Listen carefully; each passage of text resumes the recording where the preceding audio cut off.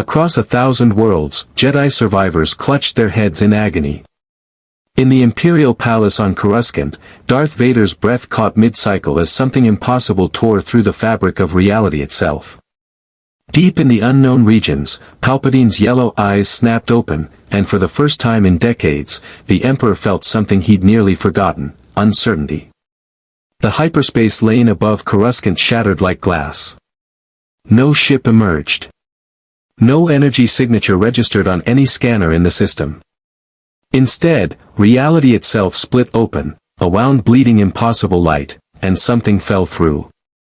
The shockwave of its arrival vaporized 3 automated cargo haulers instantly, sent a Star Destroyer tumbling end over end, and carved a burning scar through Coruscant's upper atmosphere that would be visible from the surface for 3 days. Whatever it was hit the industrial sector of Cocoa Town doing Mach 40. The impact crater was 4 city blocks wide. Factories collapsed into themselves. Permacrete turned to glass. The shockwave shattered windows 60 kilometers away. Emergency klaxons wailed across Imperial Center as firefighter droids swarmed toward an impact site that registered hotter than a turbolaser strike.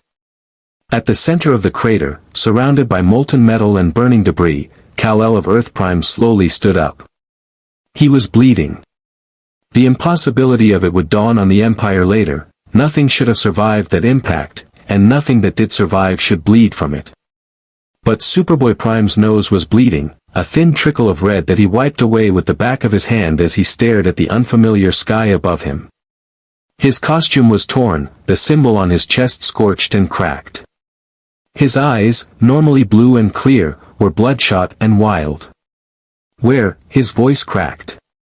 Where am I? The answer came in the form of TIE fighter engines screaming overhead. Prime's head snapped up as a full squadron of TIE interceptors dove toward the crater. Their pilots, having received the same order transmitted across every Imperial frequency: contain, capture, kill if necessary.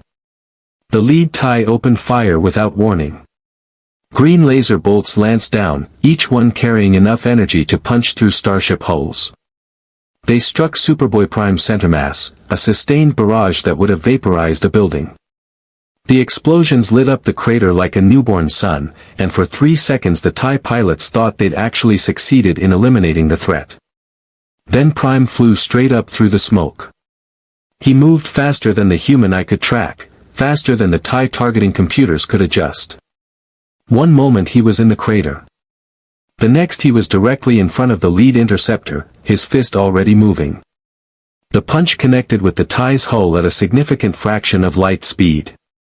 The fighter didn't explode. It atomized. Matter converted to energy in a flash that momentarily created a second sun over Coruscant. The shockwave caught 2 more TIEs and sent them spiraling into the cityscape below. The remaining pilots scattered, screaming into their comms, their training completely inadequate for what they were facing. Prime hovered in the air, breathing hard, his hands trembling. I didn't. I was just, he looked at his fist, at the space where the fighter had been. I didn't mean to kill them. But his voice carried no conviction, only exhaustion. More TIEs were coming. He could see them, distant specks against an alien sky, and beyond them something larger. Triangular. Massive. A ship that dwarfed anything he'd ever seen on Earth Prime, bristling with weapons and hatred. The Executioner, Vader's personal Star Destroyer, had entered Coruscant's atmosphere. On the bridge, Darth Vader stood before the viewport, his breathing the only sound in the otherwise silent command center. Every officer had felt it, that terrible moment when the Force itself had convulsed in pain. Now they watched their Lord stare at the readings, at the impossible power signature that registered as both something and nothing simultaneously. Lord Vader, the communications officer ventured carefully. The Emperor demands a report on. I am aware of what the Emperor demands. Vader's voice was cold, mechanical, final. He could feel it down there, that wound in the Force. It was like staring into a mirror that showed nothing, like reaching for the Force and finding only screaming absence. Whatever had entered this galaxy, it didn't belong. It couldn't belong. And yet Vader recognized something in that wrongness. A rage. A pain. A loss that echoed his own. Intensify forward firepower, Vader commanded. I want that creature alive. My lord, if it survived atmospheric entry at those speeds. Vader's fist clenched, and the officer's words became choking sounds. You will deploy all Inquisitors currently stationed on Coruscant. You will establish a perimeter. And you will not kill it. He released the officer, who gasped and nodded frantically. Am I understood? Yes, Lord Vader. Far below, in the ruins of Coco Town, Superboy-Prime touched down on what had once been a residential tower. Thousands of beings were fleeing, screaming in languages he didn't understand, pointing at him with terror and hatred. He wanted to tell them he was a hero. That he'd save them. That everything would be okay. But the words wouldn't come, because he was staring at his hands, hands that had just killed 3 people without even trying. Hey! You! Prime turned. Standing on the rubble behind him was a woman in dark robes, a red-bladed sword ignited in her hands. She was human, pale, with geometric tattoos covering her bald head. Her eyes were yellow with corruption. The sword hummed with a frequency that felt wrong against Prime's skin. By order of the Galactic Empire, the woman, the Inquisitor, said with a cruel smile, "You are under arrest for crimes against Imperial peace and..." She never finished the sentence. Prime moved. The Inquisitor's precognition, her danger sense, every advantage the dark side granted her, none of it mattered. His heat vision carved through her lightsaber, through her body, through the building behind her. By the time her corpse hit the ground in 2 pieces, Prime was already miles away, flying blind, desperate to escape the nightmare he'd stumbled into. Behind him, sirens wailed. Ahead of him, star destroyers were converging. And deep in the Force, Darth Vader felt a disturbance that reminded him of another chosen one who'd lost control, who'd killed without meaning to, who'd watched the light in his own eyes die. The Dark Lord smiled behind his mask. This would be easier than he'd thought. If you want to see more characters enter the Star Wars galaxy, hit that subscribe button and drop the name of a character you'd want to see in the comments below. May the Force be with you. Superboy-Prime crashed through a cloud bank at escape velocity, his mind reeling. This wasn't Earth. This wasn't any Earth he recognized. The architecture was wrong. The ships were wrong. The very feel of this place was wrong, like reality itself was twisted here, broken in ways he couldn't articulate. And he'd just killed 4 people. No, he whispered to himself, to the alien sky, to the ghost of the hero he'd once been. No, no, no. I'm supposed to be better than this. I'm supposed to be the real one. The good one. But the blood on his hands suggested otherwise.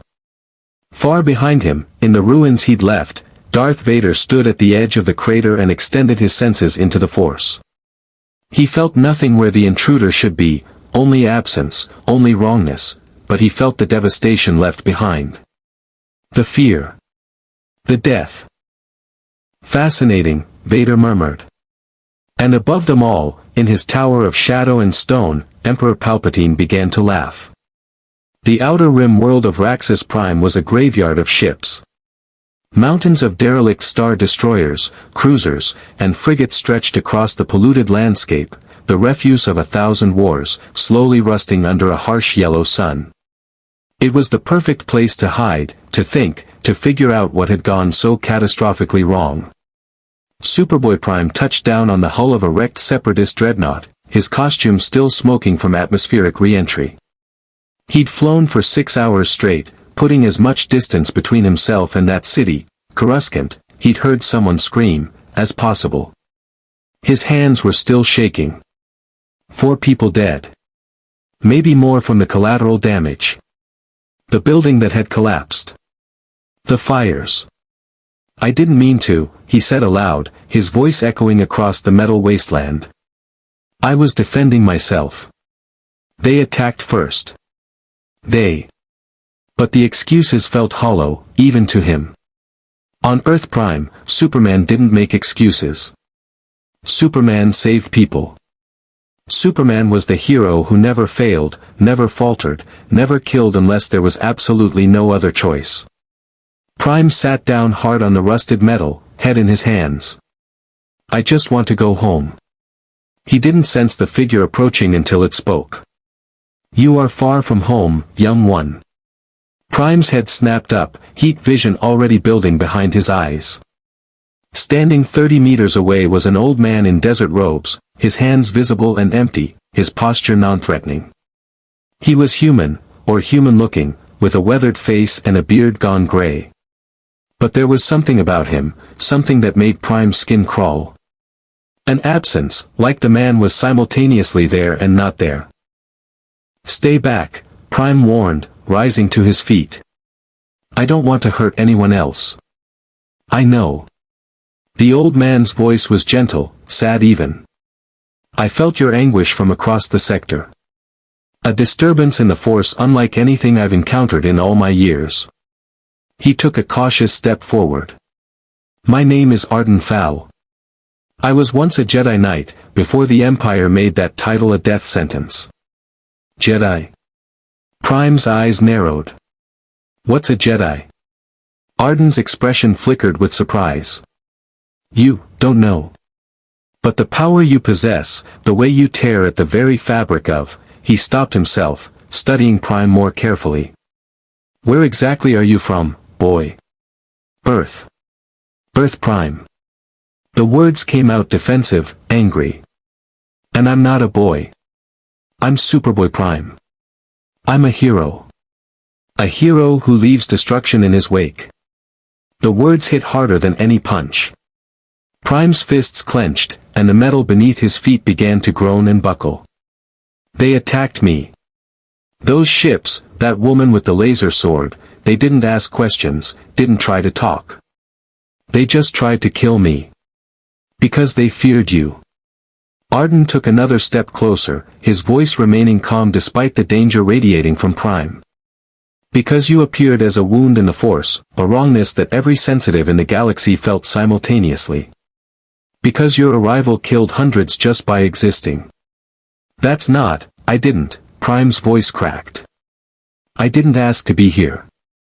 No, Arden agreed. I suspect you didn't. But you are here now, and the Empire knows about you.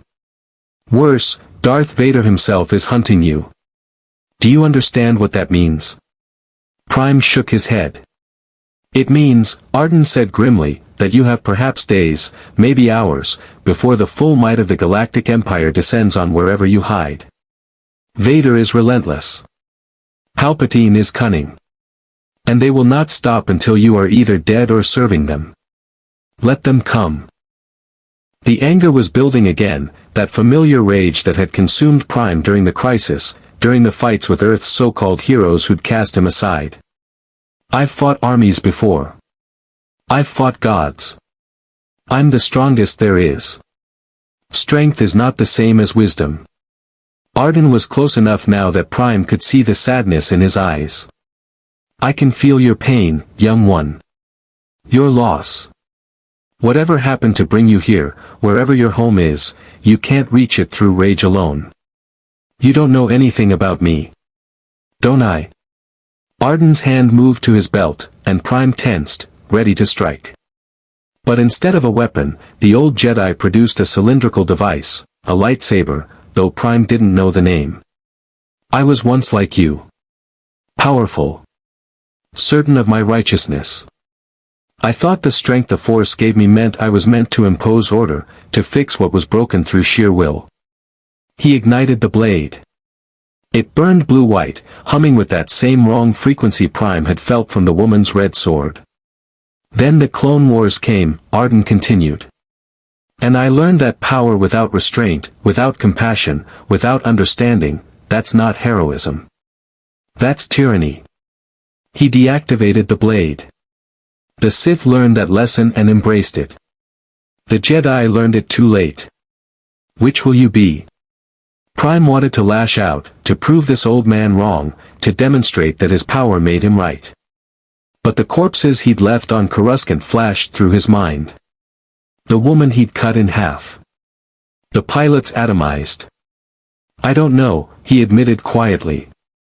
Before Arden could respond, the sky above Raxus Prime darkened. A star destroyer emerged from hyperspace, not the massive one from before, but still imposing, still bristling with weapons. Then another appeared. And another. Within seconds, 6 star destroyers had surrounded the junk world, their turbolasers powering up with an audible whine even from the surface. They found us faster than I anticipated, Arden said. His weathered face grim. They must be tracking your energy signature somehow. Good. Prime lifted off the ground, fists clenched. I'll end this now. Wait. Arden's voice carried urgency. You don't understand what you're facing. The Empire has weapons that can crack planets, tactics refined through decades of warfare. If you attack those ships, they'll use your rage against you. They'll evacuate populated worlds in your path and then blame you for the evacuations. They'll paint you as the monster Vader wants you to be. I'm not a monster. Then don't act like one. Arden ignited his lightsaber again, not in threat but in emphasis. Listen to me, if you want to be a hero in this galaxy, you need to understand this galaxy first. The Empire thrives on fear and overwhelming force. Sound familiar? Prime hesitated, hovering 3 meters off the ground. It did sound familiar. It sounded like him in his worst moments, when he'd smashed through heroes who tried to reason with him, when he'd killed superboys who'd stood in his way. The lead Star Destroyer's communications array crackled to life, and a voice boomed across the junkyard, mechanical, deep, carrying the weight of absolute authority. Unidentified entity. This is Lord Vader. You will surrender immediately, or this world will be sterilized. You have 30 seconds to comply. Prime's eyes narrowed. He's bluffing. He isn't. Arden's voice was hollow. I've seen Vader glass entire cities to kill a single Jedi. 30 seconds. 29. 28. Prime looked at the old Jedi, then at the ships above, then at his own hands, hands that had killed without meaning to, hands that carried power enough to tear those ships apart but couldn't undo the damage already done. What do I do? For the first time since arriving, Superboy-Prime sounded young. Scared. Lost. Arden Fowl extinguished his lightsaber. You run. You learn. And when you're ready, if you're ever ready, you decide what kind of hero this galaxy needs. 15 seconds, Vader's voice echoed. Prime's jaw clenched. Running meant admitting weakness. Running meant those ships won. But attacking meant more death, more destruction, more proof that he was the monster everyone seemed to think he was. 10 seconds. Damn it. Prime grabbed Arden by the collar, gently, carefully, consciously restraining his strength for the first time since arriving, and launched skyward. He didn't head toward the Star Destroyers. He angled away, punching through the atmosphere at a velocity that left a sonic boom crater a kilometer wide. Behind them, Vader stood on the bridge of his destroyer and watched the energy signature flee. His breathing was steady, contemplative. My lord, the captain ventured. Should we pursue? No, Vader turned from the viewport. Let it run. Fear is a weapon, and we have just taught it to fear us. When we meet again, it will remember that lesson. He paused. Have all Imperial forces in this sector placed on alert. I want every Inquisitor, every fleet, every listening post watching for that signature. And when it resurfaces. Yes, my lord. Vader's mask turned toward the stars. I will be waiting. The planet Lothal was unremarkable by galactic standards, agricultural settlements, modest industrial capacity, a population that kept its head down and obeyed imperial decrees without much fuss. Its golden grassland stretched to distant horizons, and its capital city of capital city was precisely as imaginative as its name suggested. Superboy-Prime set Arden foul down in one of those grasslands, far from any settlement, as the twin suns began their descent toward the horizon. The old Jedi stumbled slightly, clearly not accustomed to flying at escape velocity while being carried like luggage. A warning next time would be appreciated, Arden muttered, brushing dust from his robes. Prime wasn't listening. He was staring at the sky, at the alien constellations beginning to emerge as darkness fell. None of them were right. No Big Dipper. No North Star. No familiar patterns to orient by. He was truly, completely alone. How do I get home? The question came out smaller than he'd intended.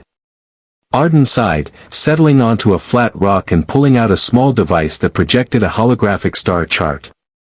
I don't know that you can.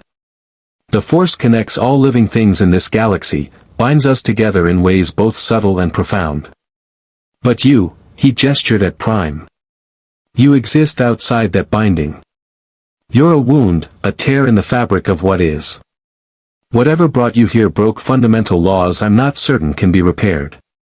There has to be a way. Prime's hands clenched.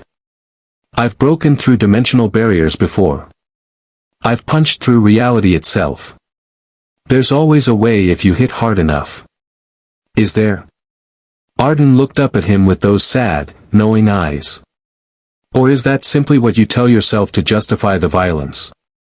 Prime's heat vision flared involuntarily, scorching the grass at his feet. You don't know what I've been through. What I've lost. My Earth, my parents, my entire universe, gone. Replaced by pretenders and fakes who couldn't understand what it meant to be a real hero. And killing them made you feel better? The question hung in the air like a blade. Prime turned away. I did what had to be done. Did you? Arden stood, his voice gaining an edge. Or did you do what was easiest? What felt righteous in the moment? I've walked that path, boy. I've justified violence in the name of peace, murder in the name of protection. Do you know where it leads? Where? Arden gestured toward the sky, toward the star destroyers still somewhere up there, hunting. To becoming exactly what you claim to fight against. Before Prime could respond, a sound cut through the evening air, engines, close and getting closer. 3 Imperial troop transports roared over the grasslands, searchlights sweeping the terrain. They hadn't spotted Prime and Arden yet, but they would within seconds. Looking for us? Prime's eyes began to glow. Wait. Arden raised a hand. Those transports are heading toward Capital City. Look, they're carrying full complements of stormtroopers. This isn't a search pattern. This is a raid. Prime's enhanced vision focused on the nearest transport. Arden was right. Dozens of white-armored soldiers, rifles ready, organized in assault formation. And in the city ahead, he could see, with perfect clarity across the 20 kilometers, civilians in the streets, market squares filled with families, children playing in the fading light. What are they going to do? Arden's expression darkened. Nothing good. The Empire doesn't send that many troops for anything less than mass arrests or worse. Probably suspected rebel sympathizers. Or maybe just a population that missed their quotas. He shook his head bitterly. It doesn't matter. The result is always the same: fear, suffering, people disappearing into detention centers never to be seen again. Prime watched the transports descend toward the city. He could stop them. Easily. 3 transports, maybe 100 stormtroopers total, he could disable the ships before they even landed, could scatter the soldiers like leaves. It would take 30 seconds. Maybe less. Don't, Arden said quietly, reading his intention. Don't make the same mistake you made on Coruscant. That was different. I was defending myself. And what's your excuse now? Defending people you don't know, in a conflict you don't understand, in a galaxy where your actions ripple outward in ways you can't predict? Arden's voice was gentle but firm. You intervene in that city, you'll save lives today. But tomorrow? The Empire will return with twice the forces. They'll make an example of Lothal, punish the entire population for your interference. They'll kill 10 people for every one you save, and they'll make sure the galaxy knows why. Prime's fists trembled. So I do nothing. I just let them. I didn't say that. Arden pointed toward the city's outskirts. There. That building with the Imperial garrison symbol. If the raid is happening now, that means they're pulling troops from normal patrol duty. Vulnerable. We could slip in, access their communications network, find out what they're really doing here and why. Information. Prime spat the word like a curse. Superman doesn't hide and gather information while people are in danger. Superman. Arden tilted his head. Is that what you were on your world? And tell me, did Superman ever have to operate in an empire that spans 1,000,000 worlds? Did he face enemies who could retaliate against billions? Did his every action risk making things worse instead of better? The transports were landing now. Stormtroopers were disembarking, moving with practiced efficiency through the streets. Prime could hear screaming starting, could see doors being kicked in with his enhanced vision. A woman clutching a child. A man being dragged from his home. The child crying. I can't just. You can, Arden interrupted. Because you must. Because heroism in a galaxy under tyranny isn't about grand gestures and overwhelming force. It's about wisdom. Patience. Understanding the game before you flip the board. Prime wanted to argue. Every instinct screamed at him to fly to that city, to stop the raid, to be the hero he'd always believed himself to be. But Arden's words gnawed at him. The memory of Coruscant, the bodies, the destruction, the Inquisitor he'd killed without hesitation, gnawed at him worse. Fine. The word tasted like ash. We do it your way. But if people die because we're gathering information, then their blood is on the Empire's hands, not yours. Arden began moving toward the garrison, using the grassland's natural depressions for cover. Learn to tell the difference. It might save your soul. They reached the garrison compound 20 minutes later. It was a squat, utilitarian structure, reinforced durasteel walls, automated turrets, a single squad of stormtroopers on perimeter patrol. Child's play for someone with Prime's abilities. I could just tear the walls down, Prime whispered. You could, Arden agreed. And the moment you do, every Imperial facility within 100 light-years gets an alert. Vader arrives within hours. The planet burns. He produced a small device from his robes. Or we could slice the security system, walk in quietly, and leave them none the wiser until we're long gone. Prime watched as Arden worked, manipulating the device with practiced ease. This was a kind of heroism he didn't recognize, subtle, careful, constrained by consequences.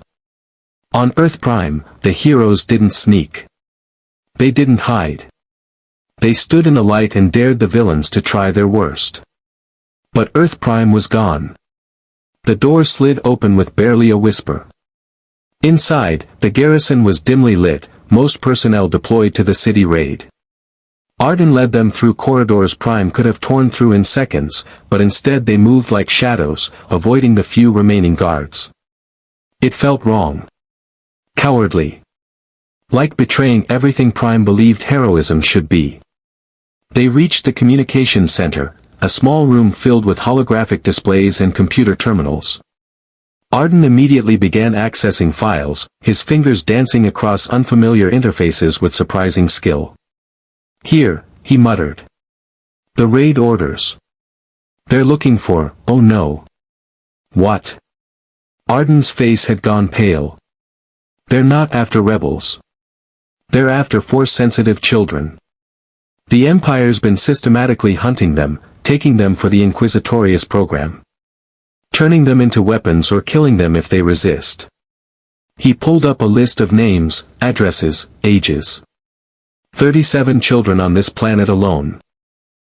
Tonight's raid is targeting the first 12. Prime felt something cold settle in his chest. Children. The Empire fears what it cannot control. Force-sensitive children grow into Jedi if left alone. Better to take them young, corrupt them, or eliminate the threat entirely. Arden's hands were shaking. This is happening on 1,000 worlds. Has been for years. It's systematic. Efficient. Evil.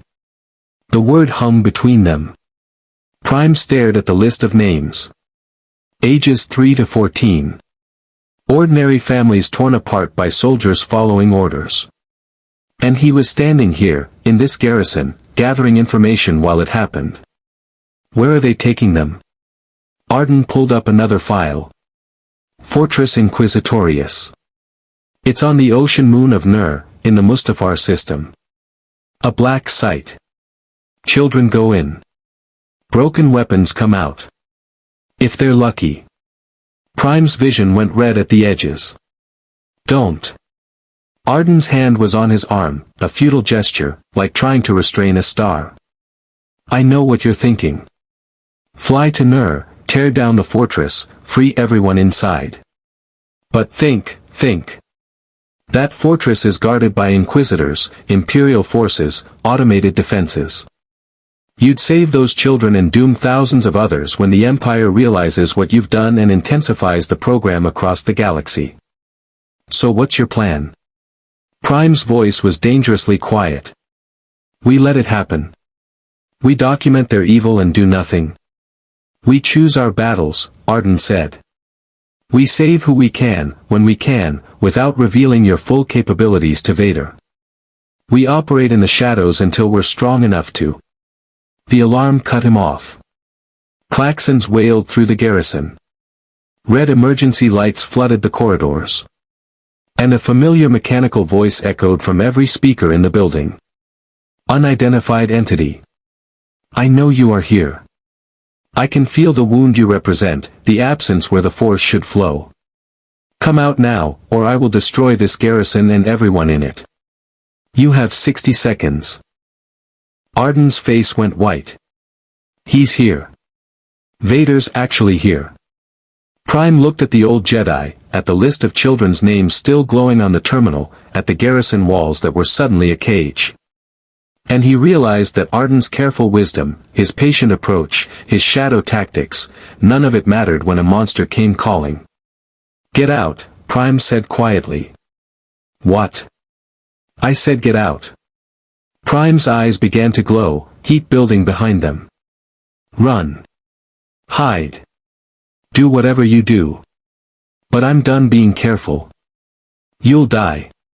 Or worse, he'll capture you, turn you, use you against everyone you're trying to protect. Prime smiled, and it was not a pleasant expression. Then he can try. He walked toward the garrison's main entrance, each step cracking the floor beneath his feet. Behind him, Arden whispered a prayer to the Force, not for Prime's safety, but for the galaxy's, because what was about to happen would change everything. Outside, beneath Lothal's twin moons, Darth Vader waited. The garrison's main doors exploded outward. Superboy-Prime didn't bother with subtlety. The reinforced durasteel simply ceased to exist as he walked through it, vaporized by the heat vision he couldn't quite contain anymore. The courtyard beyond was bathed in red emergency lights, empty except for a single figure standing perfectly still in the center. Darth Vader. The Dark Lord was exactly as the Inquisitor's memories, the ones Prime had inadvertently absorbed when he'd killed her, suggested. Tall, imposing, clad in black armor that seemed to drink in the light around it. The cape. The helmet. The mechanical breathing that sounded like the rhythm of death itself. But what struck Prime most was the absence. Where Arden Fowl had felt like a gentle wrongness, a subtle distortion in something Prime couldn't quite perceive, Vader was a void. A black hole in whatever mystical energy suffused this galaxy. Looking at him was like staring into the space between stars, cold, empty, hungry. You came, Vader said. His voice carried no surprise, no emotion beyond flat statement of fact. You threatened innocent people. Prime's fists clenched. Did you really think I'd hide while you... Yes. Vader took a single step forward. I knew you would come. Your kind always does. So certain of your righteousness. So quick to anger when challenged. Another step. You believe yourself a hero. But I sense your rage, your pain, your certainty that the universe has wronged you. I know these feelings intimately. You don't know anything about me. Don't I? Vader's hand moved to his belt, drawing a cylindrical object, a lightsaber, identical in shape to Arden's but somehow more menacing. You are powerful beyond measure, yet you lack purpose. You destroy without meaning to, rage without direction. You are alone in a galaxy that fears you, surrounded by beings you consider lesser. The lightsaber ignited, its blade burning crimson. You are exactly what I was, before I embraced my destiny. Prime's heat vision flared involuntarily, scorching the ground between them. I'm nothing like you. You're a monster working for an empire built on fear and slavery. I'm a hero. Are you? Vader's breathing was the only sound for 3 heartbeats. Tell me, hero, how many died when you arrived in this galaxy? How many pilots, how many innocents caught in the shockwave of your entry? The Inquisitor you killed, did you even ask her name before you cut her down? The words hit harder than Prime wanted to admit. She attacked me. They all attacked me. Because you are a threat. Vader began to circle, his movements deliberate, predatory. Because everything you are screams danger to the Force itself. You wonder why this galaxy rejects you? Look in a mirror. You are the monster here, not I. Shut up. Prime moved. He crossed the 50 meters between them in a microsecond, his fist already swinging with enough force to shatter mountains. The punch would have killed anything organic. Would have punched through any armor, would have ended the fight before it truly began. Vader's lightsaber moved to intercept. The blade caught Prime's fist, and for the first time since arriving in this galaxy, Superboy-Prime felt pain. Real pain. The lightsaber didn't cut through his skin, his invulnerability was too great for that, but the plasma edge burned at temperatures that rivaled stellar cores, and the kyber crystal within resonated with the Force in ways that made his cells scream. Prime jerked his hand back, staring at the red burn mark across his knuckles with something close to shock. Surprised? Vader's tone carried the ghost of satisfaction. The Force flows through all things, even weapons. A lightsaber is not merely plasma. It is will made manifest. And your invulnerability means nothing against will. Prime snarled and attacked again, faster this time, abandoning technique for raw speed and fury. His fists became blurs, each punch carrying megaton force, each strike aimed to pulverize, to destroy, to make this arrogant monster understand that power had limits and Prime exceeded them all. Vader didn't block them all. He didn't need to. The Dark Lord moved like water, like shadow, his lightsaber a red arc that intercepted only the strikes that would have connected. Every other punch Prime threw met empty air, and Prime realized with growing frustration that Vader knew where he was going to strike before he threw the punch. The precognition, the danger sense that Arden had mentioned, Vader possessed it to an absurd degree. Your anger makes you predictable, Vader observed, parrying a punch that would have taken his head off. Every movement telegraphed by rage. Every strike aimed to hurt rather than to win. I'll show you hurt. Prime's eyes ignited, heat vision lancing out at point-blank range. Vader raised his free hand. The heat vision bent around him, diverted by an invisible force that Prime couldn't see but could feel, like reality itself was pushing back against his power.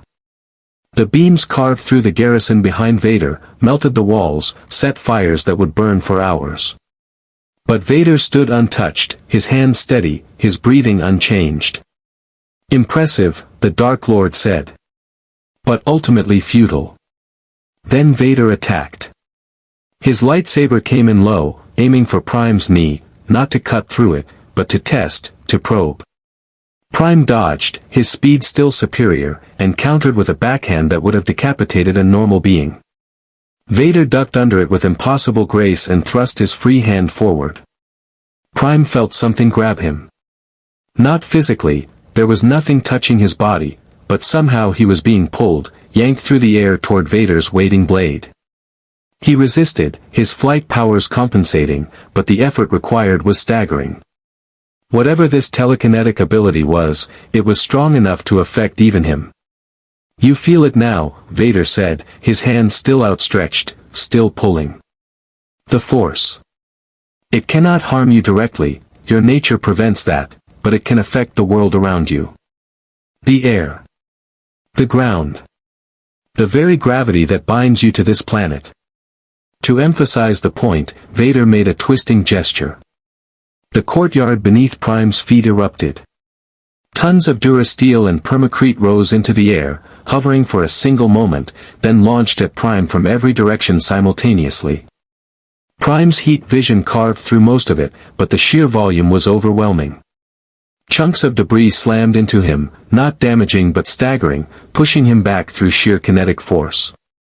And through the storm of rubble, Vader advanced. His lightsaber wove patterns in the air, defensive forms that Prime didn't understand but instinctively recognized as mastery. Every step was calculated. Every breath was measured. This wasn't a man fighting. This was a weapon walking, and Prime was beginning to realize he might have made a terrible mistake. "You wanted a war," Vader said, his blade deflecting a punch that cratered the ground where it landed. "But you don't understand what war means in this galaxy. Allow me to educate you." Vader's hand shot out again, and this time Prime felt something different. The air around him compressed, grew heavy, pressed against his chest and throat like an invisible hand. He couldn't breathe, not that he needed to breathe, but the sensation of suffocation was still there, still real, still terrifying. "The Force can choke the life from beings," Vader explained, his mechanical voice somehow cold despite its lack of inflection. "But you are not a being of the Force. You exist outside it. So instead." The pressure intensified. Prime felt his bones creak, felt his organs compress. It wasn't enough to seriously injure him, he'd survived far worse, but the message was clear. Vader could hurt him. Could make him feel vulnerable in ways he hadn't felt since the crisis. Prime roared and released everything. Heat vision at full power carved burning lines across the courtyard. His fists hammered the ground, sending shockwaves that flattened what remained of the garrison. He flew upward, then dove back down at supersonic speed, a living missile aimed directly at Vader's center mass. The impact was apocalyptic. The explosion flattened every structure within a kilometer. The shockwave shattered windows in capital city 20 kilometers away. A mushroom cloud rose into Lothal's night sky, visible from space. For 10 seconds, there was only fire and fury and the sound of reality breaking. Then the smoke cleared. Vader stood in a perfect circle of untouched ground, surrounded by destruction, his armor not even scratched. His lightsaber was deactivated, hanging at his belt. Both hands were extended, and Prime could see now, could actually see, the shimmer in the air around the Dark Lord, a barrier of pure will that had absorbed an impact that should have liquefied him. "Disappointing," Vader said. Prime stared at his hands, at the burn marks where the lightsaber had touched him, at the rubble and the fires and the evidence of his own failure. He'd thrown everything at this monster, and Vader hadn't even needed to try. "You are strong," Vader continued, lowering his hands. "Perhaps the strongest being I have encountered in purely physical terms.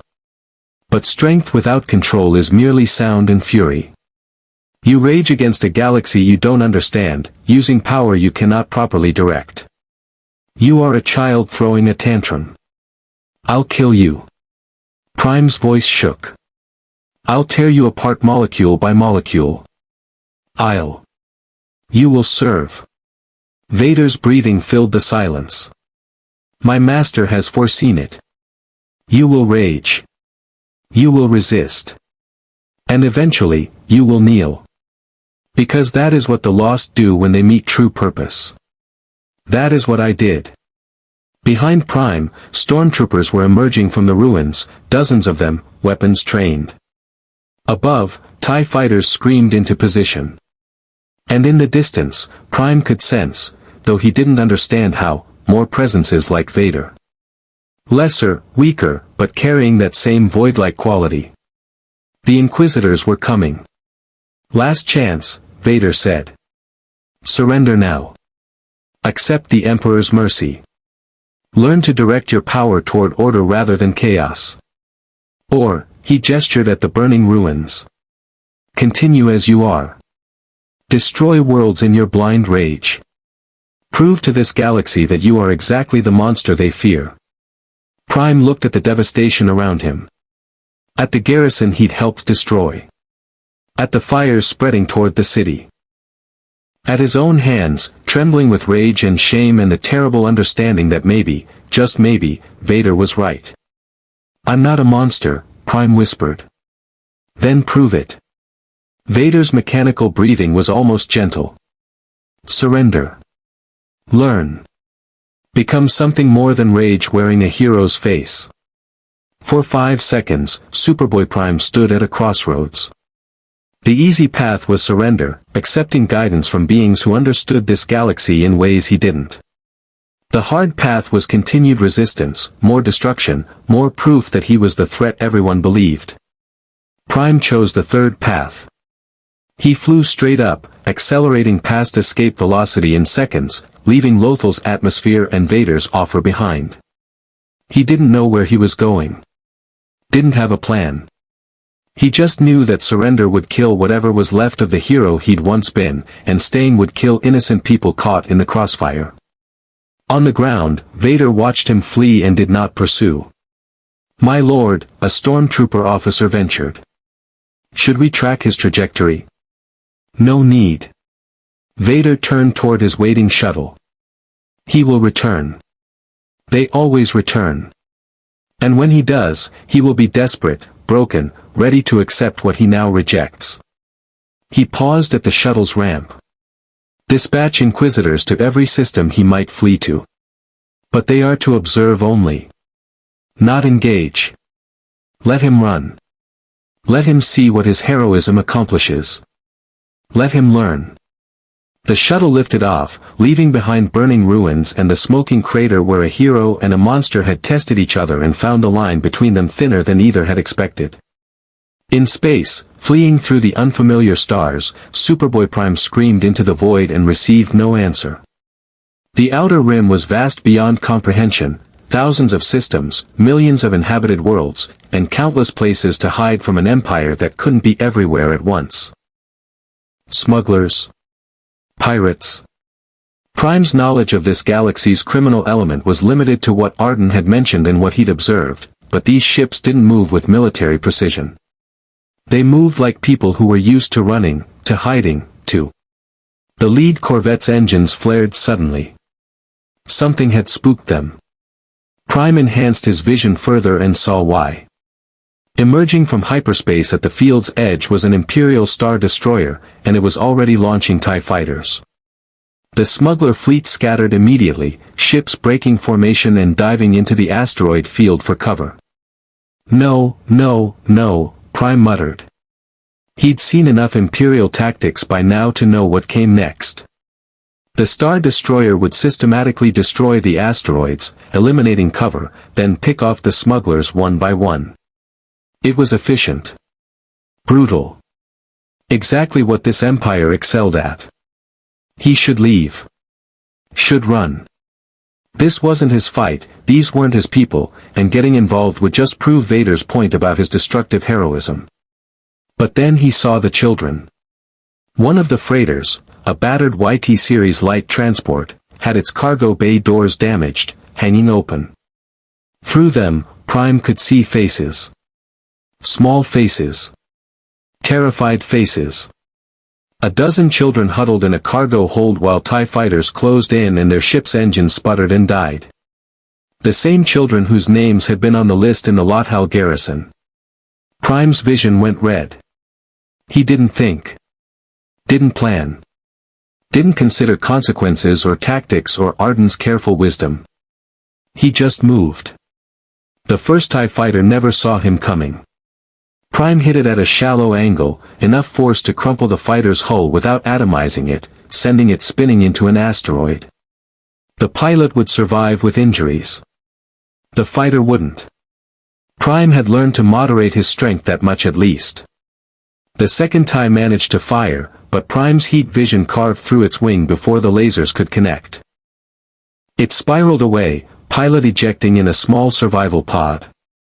The third, fourth, and fifth TIEs tried to scatter, but Prime was faster, angrier, and done with holding back. Within 30 seconds, an entire squadron was disabled. Unknown contact. A transmission crackled across the smuggler fleet's frequency. This is Captain Tansun of the Wayward Star. Identify yourself. Prime ignored the transmission. The Star Destroyer was already reorienting, bringing its massive turbolasers to bear. He could see the weapons charging, targeting not him but the smuggler ships. They were going to fire on the children. Not today, Prime growled. He flew directly at the Star Destroyer's bow, heat vision carving into its forward shield generators. The shields flared, held for a moment, then collapsed under the sustained assault. Prime followed through with his fists, punching through the destroyer's armor plating, tearing into its systems with precision born of desperation. But he was careful. Selective. He destroyed weapon emplacements, shield generators, sensor arrays, anything that would neutralize the ship without killing the crew. It was possible. Difficult, requiring split-second decisions and perfect control, but possible. He was proving Vader wrong with every restrained blow. The Star Destroyer went dark, drifting, helpless but intact. Its crew would live. Its captain would face questions about how a single entity had crippled an Imperial warship, but they would live.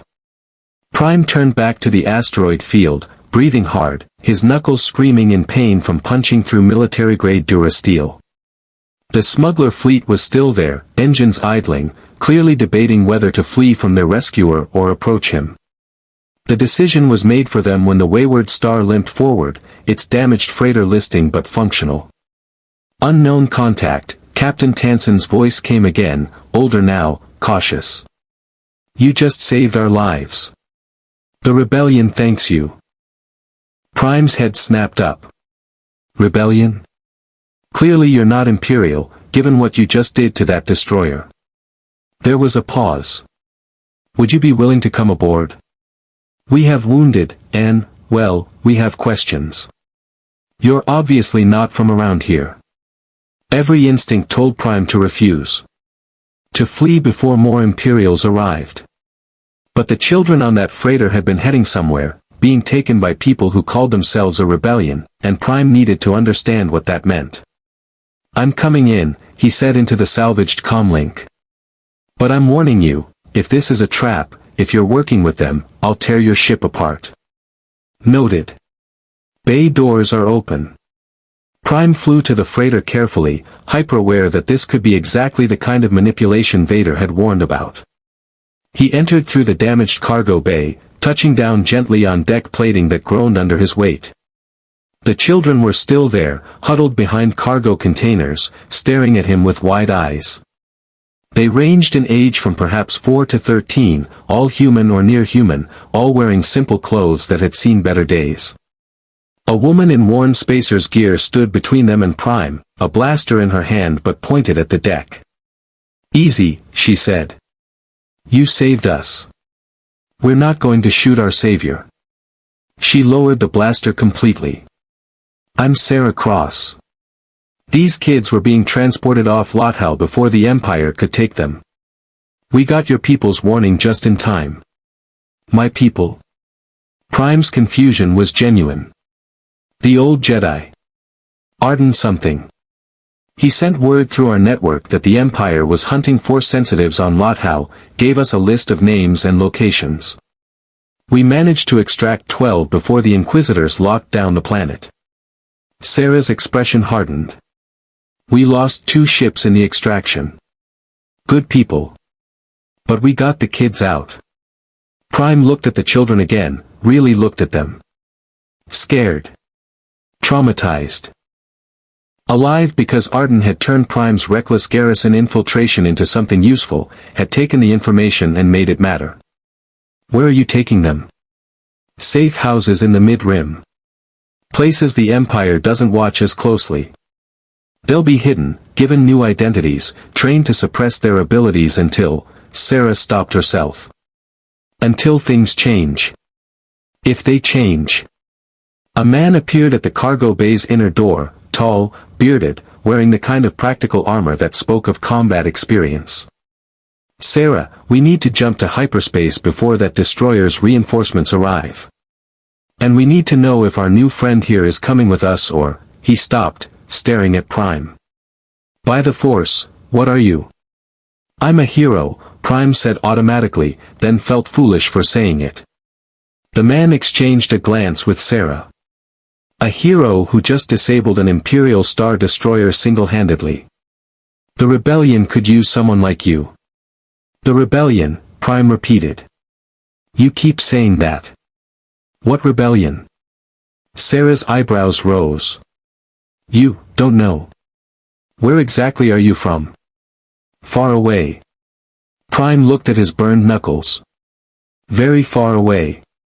The bearded man stepped fully into the cargo bay, keeping his distance but showing no fear. The rebellion is what's left of the people who believe the Empire is wrong. We're scattered, underfunded, outgunned at every turn. But we fight because someone has to.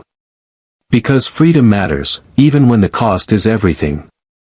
It sounded noble. Heroic. Exactly the kind of cause Prime wanted to believe in. But Vader's words echoed in his memory, you wonder why this galaxy rejects you? And Arden's warning, you'll save lives today. But tomorrow? The Empire will return with twice the forces. If I help you, Prime said slowly, the Empire will retaliate.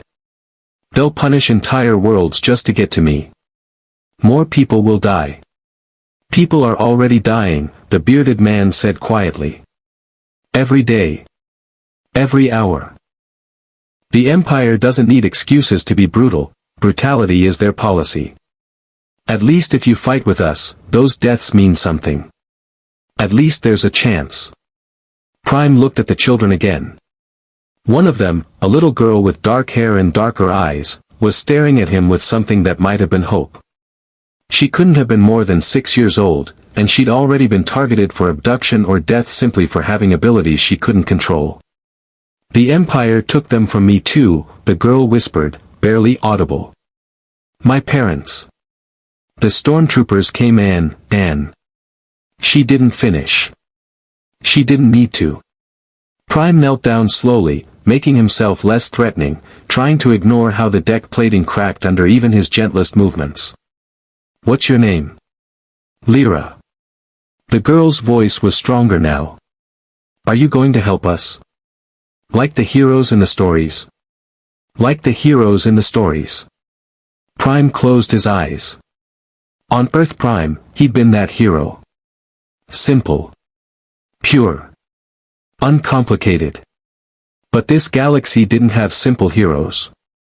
It had people like Arden, who worked in shadows. Like Sarah and the bearded man, who smuggled children at risk of their own lives. Like these kids, who just wanted to survive. I'll try, Prime said finally. I don't know if I can be the hero you need. But I'll try. Sarah let out a breath she'd been holding. That's all anyone can do. She keyed her comm link. Tan Sun, we've got a passenger. Plata jumped to relay point 7. And prep the med bay, we've got wounded and one very confused ally. The bearded man extended his hand. I'm John Reich, by the way. Formerly of the Chandlerland Guard, currently of no fixed address and questionable legal status. Prime shook his hand carefully, terrified of crushing it, relieved when Reich's bones stayed intact. I'm Prime. Just Prime. Well, just Prime, Reich said with a half-smile, welcome to the rebellion. Try not to destroy any more Star Destroyers without clearing it with command first. Paperwork is hell. Despite everything, the pain, the confusion, the weight of Vader's words, Prime almost smiled. The wayward star shuddered as its hyperdrive spooled up. Through the damaged cargo bay doors, Prime could see the stars begin to stretch, reality bending around the ship as it prepared to jump. And for the first time since arriving in this galaxy, he felt something other than rage or fear. He felt purpose. It wouldn't last. Prime would learn soon enough that the rebellion's cause was as complicated as everything else in this galaxy, that their methods weren't always heroic, that choosing sides meant accepting compromises he wasn't sure he could stomach.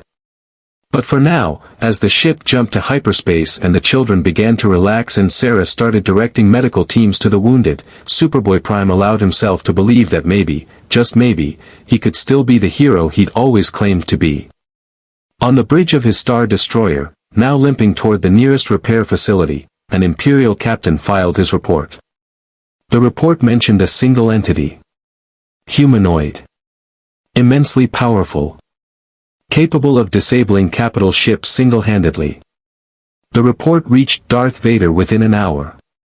The Dark Lord read it in silence, his breathing the only sound in his meditation chamber.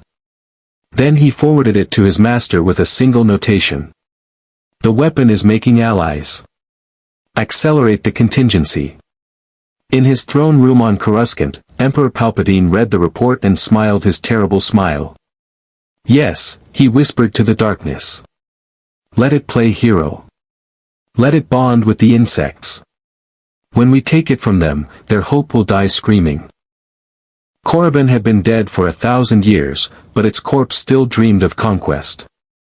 The ancient Sith homeworld hung in space like a bleeding wound, its red sands visible even from orbit. Superboy-Prime stared at it through the viewport of the wayward star, feeling something he couldn't quite name crawling across his skin. It wasn't pain, wasn't fear, it was anticipation, hunger, a whisper in the back of his mind that sounded like his own voice but wasn't. Power, the voice said. Here lies power without limit. Without compromise. Without weakness. You feel it too. John Reich stood beside him, arms crossed, his expression grim. The pull.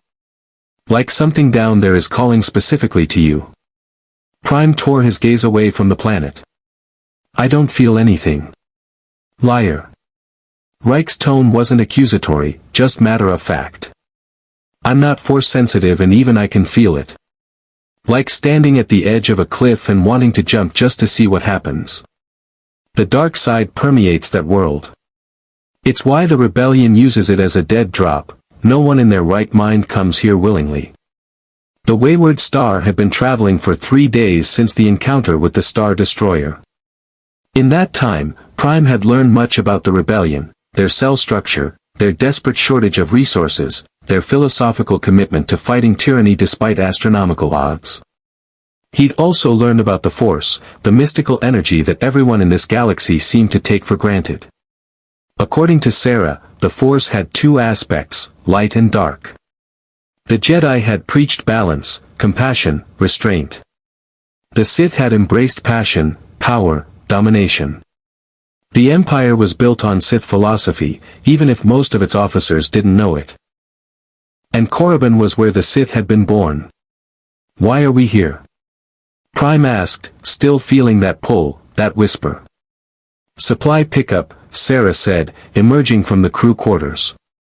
She looked exhausted. 3 days of caring for traumatized children and coordinating with other rebel cells had taken their toll. One of our agents hid weapons and medical supplies in the Valley of the Dark Lords. We're supposed to retrieve them and jump to the rendezvous point in the Atravis sector. The Valley of the Dark Lords, Prime repeated. That doesn't sound ominous at all. It's perfectly safe, Sarah said, in the tone of someone trying to convince themselves. The tombs have been picked clean for centuries. Nothing down there but sand, ruins, and bad memories. The ship shuddered as it entered Korriban's atmosphere. The viewports showed nothing but red sand, red sky, red shadows that seemed to move independently of any light source. Prime's enhanced vision could penetrate the haze, could see the surface approaching, could see the massive structures carved into the valley walls below. Tombs. Dozens of them. Monuments to ancient Sith lords whose names were forgotten but whose malice somehow endured. The wayward star touched down at the valley's entrance with a groaning complaint from its landing gear. Sarah checked her weapons while Reich prepped a hover sled for the cargo. Neither of them noticed Prime's hands trembling, or the way his eyes kept tracking toward the largest tomb, a massive structure carved to resemble a screaming face. Prime. Sarah's voice pulled him back. You're with me and Reich. The kids stay on the ship with Tansun. We go in, grab the supplies, get out. 15 minutes, tops. Right. Prime forced himself to focus. 15 minutes. They disembarked down the loading ramp, and the moment Prime's feet touched Korriban's sand, the whispers became screams. Yes, 1,000 voices said in unison. You understand. You know what they deserve. The Empire. The Jedi. All of them who denied you, who cast you aside, who called you monster when you were only trying to help. Prime staggered, catching himself on the ramp. Sarah and Reich didn't seem to hear anything beyond the wind howling through the valley. But Prime heard everything, accusations and affirmations, rage and validation, a choir of the damned singing his pain back to him in perfect harmony. You all right? Reich asked. Fine, Prime lied. Just, the gravity feels wrong here. They moved into the valley, following coordinates on Sarah's datapad. The tombs loomed on either side, their entrances yawning like mouths. Prime could feel eyes on him, not physical eyes, but the attention of things that had died badly and refused to accept it. The Force, Sarah had explained, sometimes left echoes. Impressions of people and events that had shaped it. Korriban was built from echoes. They reached the designated tomb, smaller than the others, less ornate, probably belonging to a Sith apprentice rather than a master. Sarah keyed in a code on a hidden panel, and the entrance groaned open, revealing darkness that seemed thicker than mere absence of light. Stay close, Sarah said, activating a glow rod. The supplies should be just inside the antechamber. We don't go any deeper than necessary. They entered the tomb. The temperature dropped 20 degrees instantly. Prime's breath misted an air that tasted of copper and decay. The glow rod's light seemed to bend around the walls, revealing hieroglyphs that Prime couldn't read but somehow understood. Stories of conquest. Betrayal. Power achieved through sacrifice. A legacy of strength unburdened by mercy. This could be yours, the whispers said. This clarity. This purpose. No more doubts. No more questions. Only the purity of power. There. Reich pointed to a stack of crates in the corner, marked with rebel insignia. Blasters, medical supplies, exactly what command said. Load them up. They began moving crates onto the hover sled. Working quickly, efficiently. Prime lifted loads that would have required 3 normal humans, his strength making the work trivial. But with each crate, with each moment spent in this tomb, the whispers grew louder. The rebellion will betray you, they said. Just as the heroes of your world betrayed you. They fear your power. They will use you until you're no longer convenient, then cast you aside. You know this. You've lived this. That's not true, Prime muttered.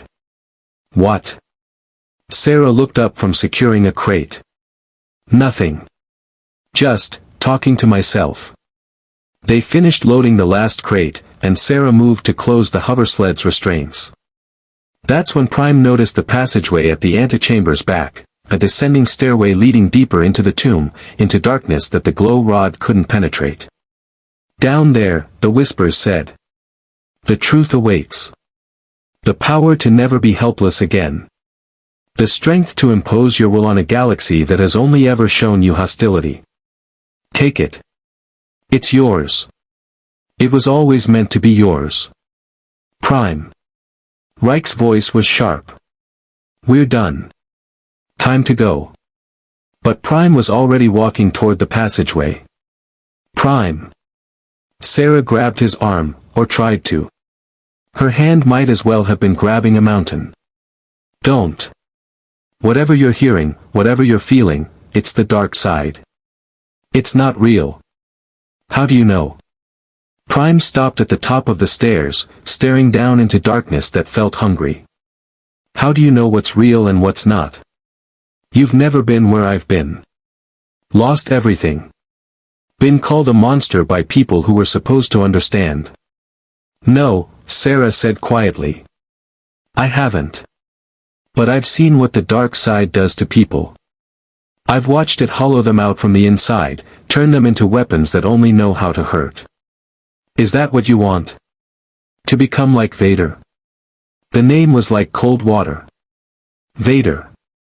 The monster in black armor who'd fought him to a standstill, who'd offered corruption dressed as purpose. Prime's hands clenched, and he felt the burn marks on his knuckles flare with phantom pain. I'm nothing like him. Then prove it. Sarah moved to stand between Prime and the stairs. Walk away. Leave whatever's down there buried. Choose to be stronger than the voices telling you to give in. Prime looked at her, this woman who'd risked her life to save children, who believed in a rebellion that had almost no chance of success, who stood between a being that could vaporize her and a darkness that had consumed civilizations. Her hand was still on his arm, and Prime realized she was trembling. Not from fear. From determination. Sarah, Reich said softly. We need to go. Now. I'm reading energy signatures converging on this location. Multiple contacts, moving fast. Inquisitors, Sarah breathed. They tracked us here. Perfect, the whispers said. Let them come. Show them what you are. Show them all. Prime felt it then, that familiar wrongness approaching, the same void-like quality Vader had possessed. But not just one. 4. 5. 6 separate sources of that terrible absence, all converging on the valley, all hunting. Get to the ship, Prime said, his voice flat. Not without you, Sarah insisted. I said get to the ship. Prime's eyes flared with heat vision, not aimed at her but near enough to make his point. I'll hold them off. Give you time to escape with the kids. That's suicide, Reich said. You saw what Vader did to you. If there are more like him. They're not like him. Prime could feel the difference, even at this distance. Lesser voids. Weaker corruptions. Dangerous but not insurmountable. Go. That's an order. You don't give us orders, Sarah shot back. We're not your soldiers. No, Prime looked at her, really looked at her, and tried to convey everything he couldn't quite articulate. You're better than soldiers. You're people worth protecting. So let me protect you. The moment stretched. Above them, through the tomb's entrance.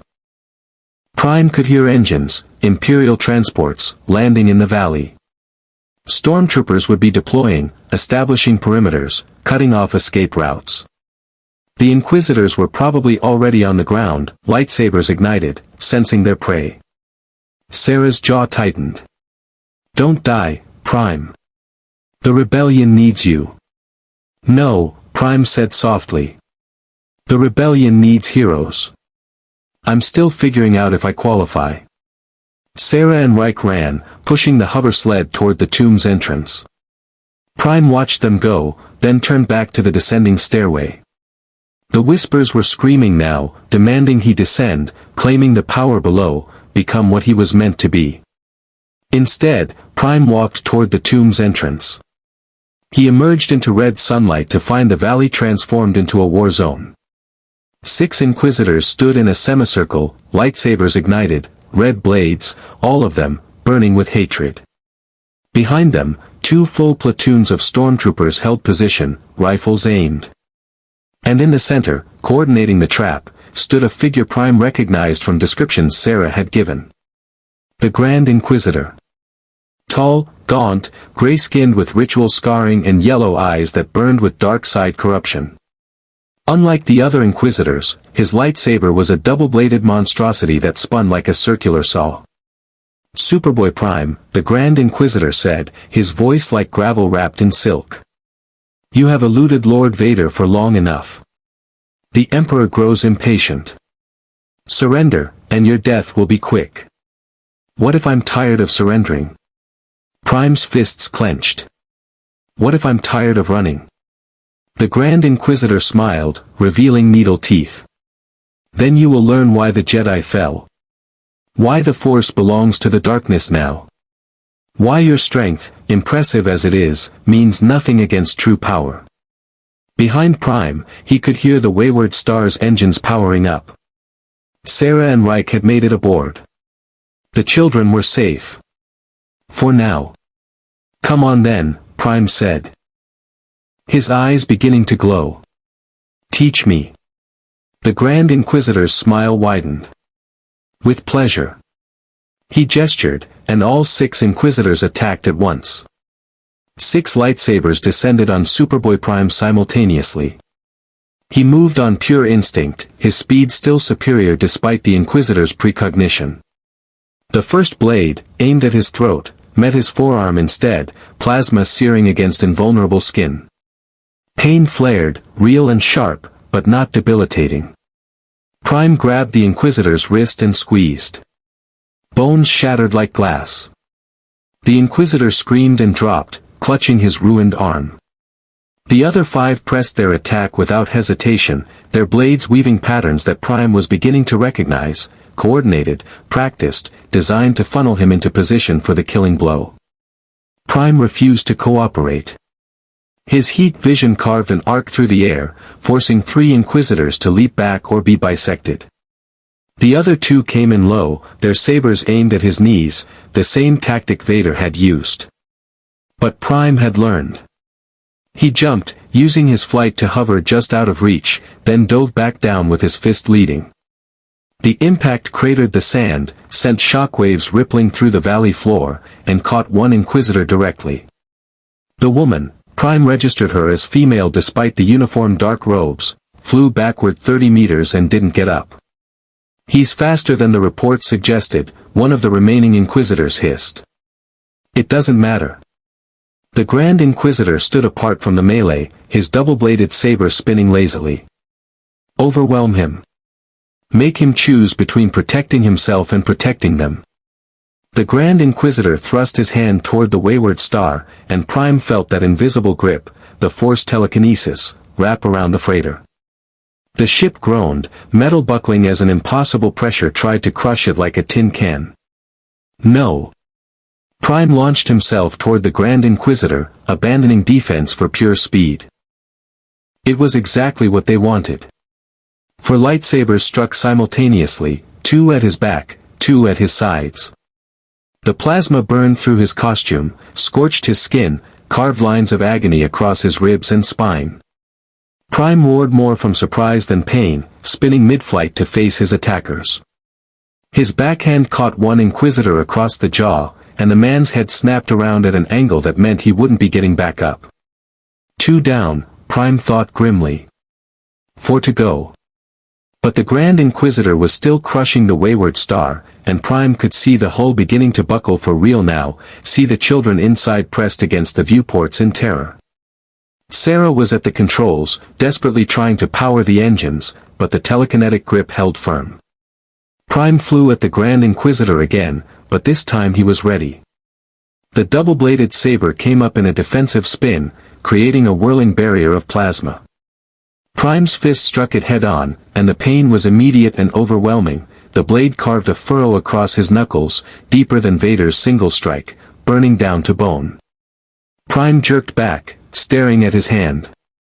Blood, his blood, dripped onto Korriban's sand, impossibly red against the dusty crimson. You bleed, the Grand Inquisitor observed. You hurt. You can be killed. His yellow eyes gleamed. You are not a god, creature. Merely an aberration that has lasted longer than most. The remaining 3 Inquisitors pressed their advantage, their lightsabers dancing through forms Prime was beginning to hate, defensive, efficient, designed to exploit his aggression. Every time he struck, they weren't quite where his fist landed. Every time he used heat vision, they deflected it with their blades or dodged with impossible grace. And the wayward star groaned louder, its hull fracturing.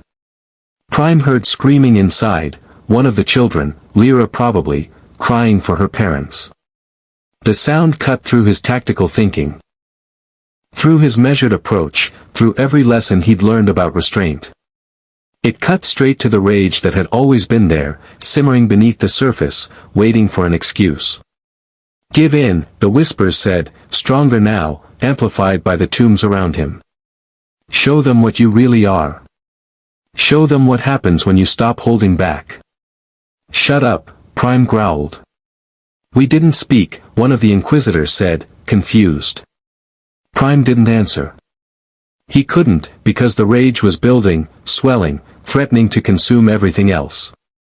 He could feel it in his chest, hot and hungry, not the righteous anger of a hero but something darker, something that wanted to hurt them for daring to challenge him. Something that sounded disturbingly like the dark side. The Grand Inquisitor sensed it. Prime could see the smile spreading across his scarred face. Yes. Feel it. The anger. The hatred. Let it fuel you. Let it make you strong. I'm already strong. Prime's vision was going red at the edges, not from heat vision but from pure fury. Are you? The Grand Inquisitor squeezed harder, and the wayward star's viewport cracked with a sound like breaking bones. Then why are they dying while you flounder? Why does your strength mean nothing against our coordination? Why? Prime screamed. It wasn't a human sound. It was the cry of something pushed past its breaking point, past reason, past the fragile control that had kept him recognizable as a hero. The scream became a sonic shockwave that flattened every stormtrooper in the valley, shattered the Inquisitor's concentration, and forced even the Grand Inquisitor to stumble back. In that moment of distraction, the telekinetic grip on the wayward star failed. Go! Prime roared at Sarah, and to her credit, she didn't hesitate. The freighter's engines screamed to life, lifting it away from the valley, away from the trap, away from the monster Prime was becoming. The Inquisitors recovered quickly. Too quickly. Their lightsabers came up, their formation tightened, and Prime realized with sick certainty that they'd planned for this. Counted on it. They wanted him angry, wanted him reckless, because angry and reckless meant predictable. Stormtroopers, the Grand Inquisitor commanded. Fire at will. 60 stormtroopers opened fire simultaneously. Prime had survived worse. Had flown through the heart of suns, withstood planetary explosions, endured attacks from beings that made these soldiers look like insects. But the sheer volume of blaster fire was staggering, hundreds of bolts per second, each one superheated plasma, each one finding its mark because he was too large a target to miss. The bolts didn't penetrate his skin, but they hurt. Burned. Accumulated. And worse, they forced him to shield his face, to close his eyes against the barrage, to become blind for critical seconds. Seconds the Inquisitors used perfectly. For lightsabers struck as one, coordinated, precise, aimed at the same spot on his lower back. The plasma burned through already damaged tissue, cut deeper than any strike yet, and Prime felt something he hadn't felt since arriving in this galaxy, genuine fear that he might actually lose. He spun, heat vision firing wildly, catching 2 Inquisitors and sending them stumbling back with charred robes and smoking wounds. But the other 2 dodged, and the Grand Inquisitor simply walked through the beam with his spinning blade, the lightsaber somehow deflecting the heat vision like it was merely another blaster bolt. Impressive, the Grand Inquisitor said. But insufficient. Lord Vader warned us you would be strong. He did not warn us you would be weak. I'm not weak. Prime's fist lashed out, faster than thought. Catching one Inquisitor in the chest.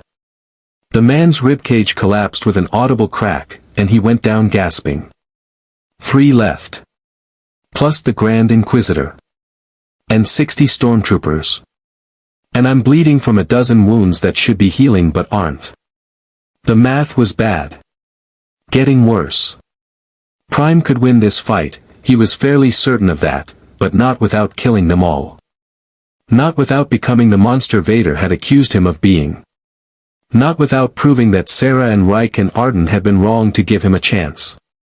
Surrender, the Grand Inquisitor said, as if reading his thoughts. You cannot win. Not against the Empire. Not against the dark side. You are powerful, yes, but power alone is meaningless without purpose. Let us give you purpose.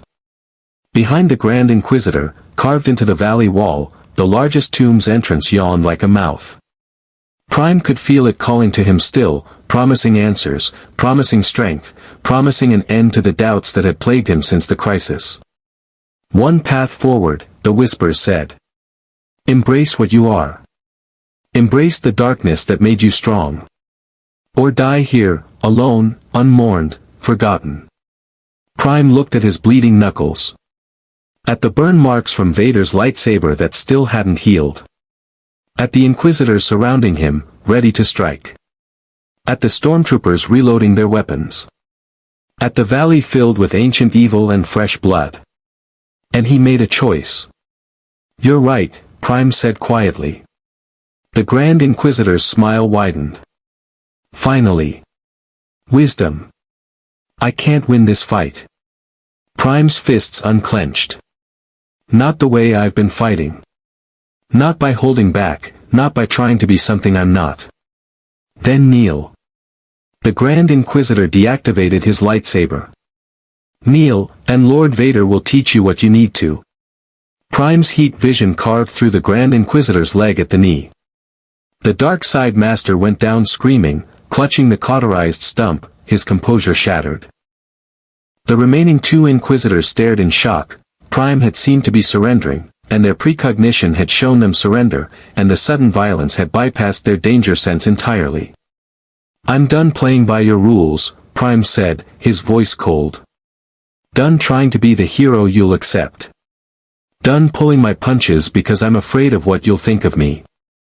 He flew at the first Inquisitor low and fast, grabbed the woman by her head, and slammed her into the valley floor hard enough to crack the bedrock.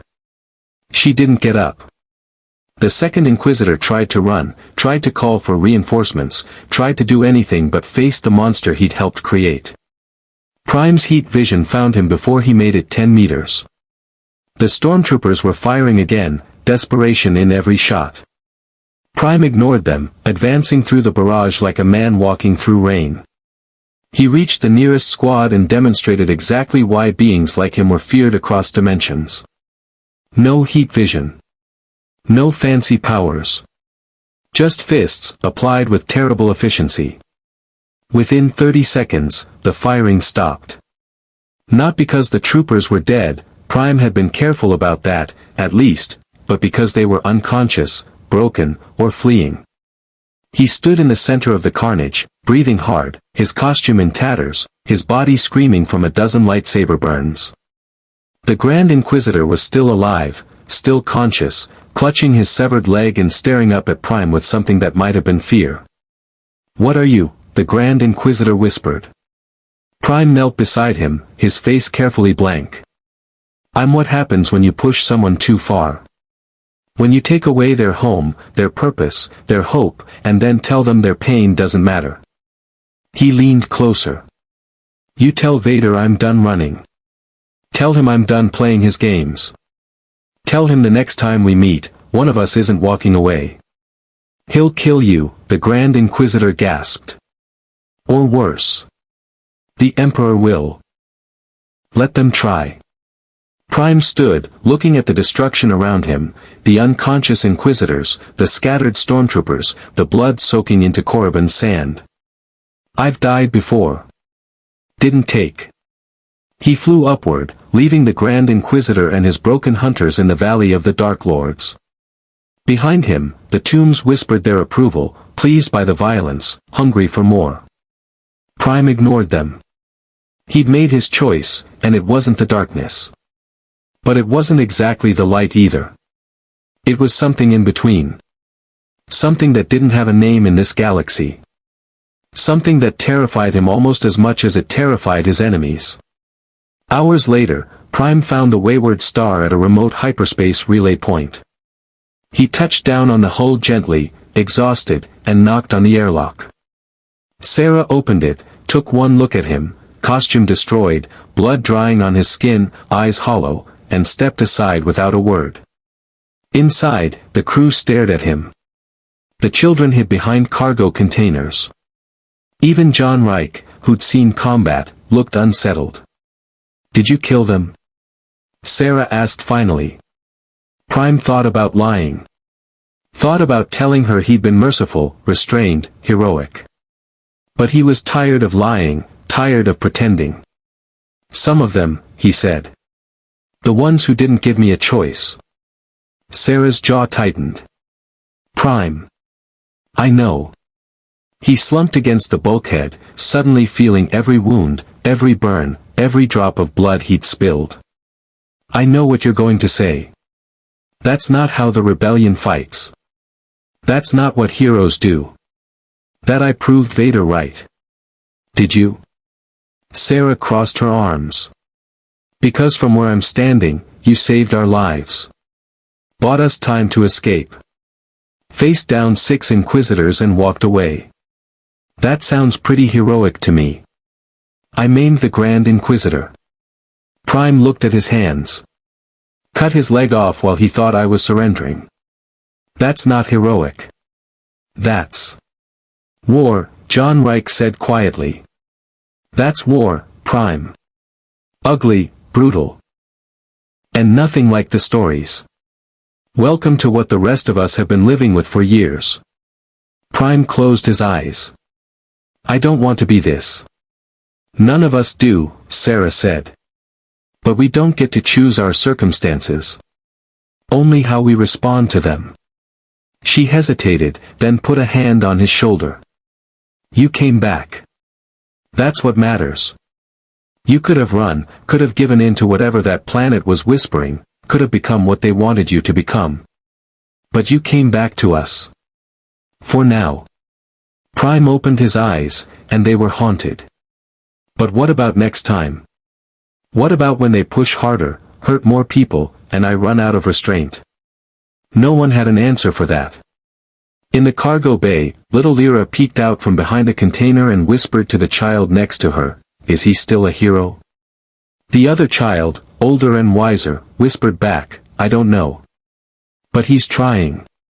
Maybe that's enough." The Atreides sector was a backwater even by Outer Rim standards, 3 habitable worlds, minimal Imperial presence, and a population that asked no questions as long as you paid in credits. The rebel cell operating out of Atreides station had chosen it precisely for these qualities, and for 6 months they'd run supply operations without interference. That ended the day Superboy-Prime arrived. The station was a converted mining platform orbiting Atreides 3, its docking bays filled with the mismatched ships that characterized rebel logistics. The wayward star slipped into Bay 7, and Prime emerged to find himself surrounded by more rebels than he'd known existed, mechanics, pilots, soldiers, medics, all watching him with expressions ranging from awe to fear. "Word travels fast," John Reich muttered beside him. "Everyone's heard about Korriban. About what you did to the Grand Inquisitor. Is that good or bad?" Prime asked. "Depends who you ask." They were escorted through the station to what passed for a command center, a converted storage bay filled with holographic displays, communication equipment, and tactical maps showing the sector in 3 dimensions. Standing before the largest display was a woman Prime recognized from briefings, Mon Mothma, one of the rebellion's senior leaders. She was smaller than he'd expected. Refined features, graying hair, the kind of presence that commanded attention without requiring volume. But her eyes, shrewd, calculating, weighing everything, those were the eyes of someone who'd fought the Empire with words when weapons weren't available. "Superboy-Prime." Her voice was measured, neither warm nor cold. "Thank you for coming. I understand you've had quite an eventful week." "You could say that." Prime was acutely aware of how he looked, costumes still torn, new burns layered over old ones, dried blood that no amount of scrubbing had completely removed. You saved 12 Force-sensitive children from Imperial capture. Disabled a Star Destroyer. Defeated 6 Inquisitors including the Grand Inquisitor himself. Mon Mothma's expression didn't change. You've also painted a target on every cell that's helped you. Imperial resources are being redirected to this sector. 3 planets have had their garrisons tripled. And Emperor Palpatine himself has taken a personal interest in your capture.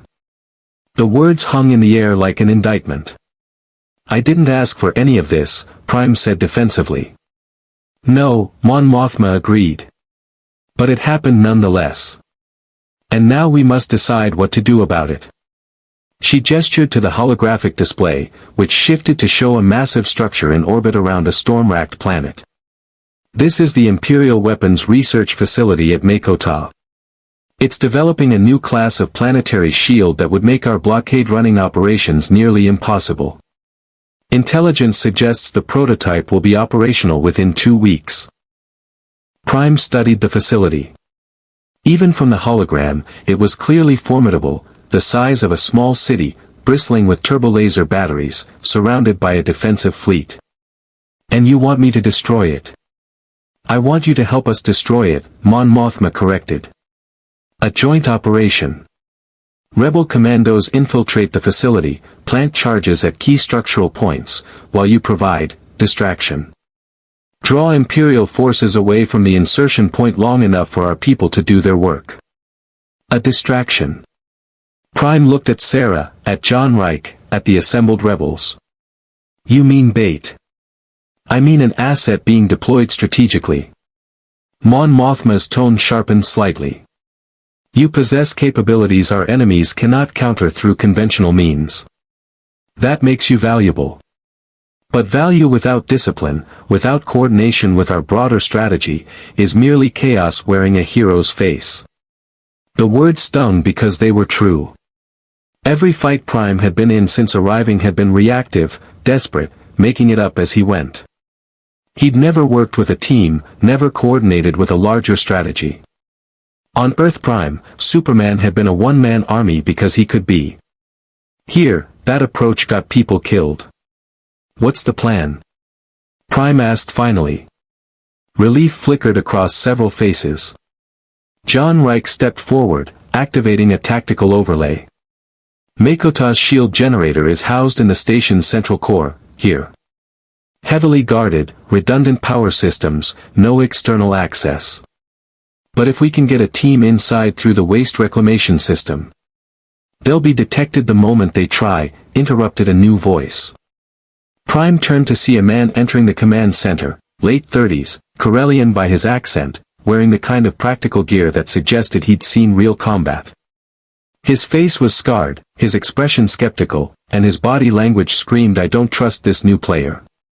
Captain Draven, Mon Mothma said with a hint of weariness. Your objections are noted. Again. With respect, ma'am, this plan requires us to trust an unknown entity with the lives of 30 commandos. Draven's eyes fixed on Prime. An entity that, by all reports, has as much control over his powers as a thermal detonator has over its blast radius. We're supposed to bet everything on him providing a distraction, while hoping he doesn't accidentally vaporize the station with our people inside? I don't vaporize things accidentally, Prime said, his voice tight. No. Draven pulled up a damage report. Lothal Garrison, 43% destroyed. Korriban Valley, complete structural collapse of 3 tombs. The Star Destroyer you disabled, 28 crew dead from decompression when you punched through the hull. You're a walking disaster, kid. Just because your heart's in the right place doesn't mean we should trust you with precision work. Prime's fists clenched. Those people attacked first. I defended myself and others. What was I supposed to do, let them win? You were supposed to think. Draven's voice rose. Think about consequences. About collateral damage. About the fact that every time you throw a punch, you risk killing someone who's just following orders, someone with a family, someone who serves an empire that steals children. Prime's eyes began to glow. Someone who enables tyranny. Don't lecture me about moral complexity when your precious rebellion is too scared to actually fight. Enough. Mon Mothma's voice wasn't loud, but it cut through the argument like a blade. Both of you. Captain Draven, your concerns are valid but unhelpful. Superboy-Prime, your anger is understandable but counterproductive. She looked between them. We are not discussing whether to use Prime. We are discussing how. The Emperor's interest in him makes doing nothing not an option. If we don't act, Imperial forces will continue pressuring ourselves until someone makes a mistake and leads them here. Then send him alone, Draven said. Let him tear apart Makota by himself. Why risk our people? Because that's not what we do.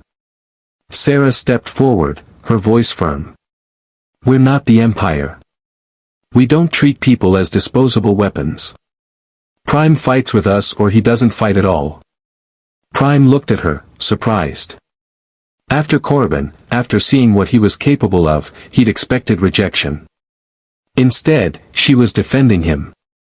The girl's right, John Reich added. Prime's powerful, but he's new to this galaxy. New to our tactics. He needs handlers, people who understand Imperial doctrine and can coordinate the operation. Otherwise, we're just throwing raw power at a problem and hoping it works. Mon Mothma studied Prime for a long moment. Can you follow orders? Even when those orders might conflict with your instinct to act immediately. Prime thought about Coruscant, about Lothal, about Korriban. Every time he'd acted on instinct, people had died. Not always the right people. Not always cleanly. The rage inside him, the thing the dark side had recognized and tried to claim, whispered that orders were chains, that his power meant he should lead, not follow.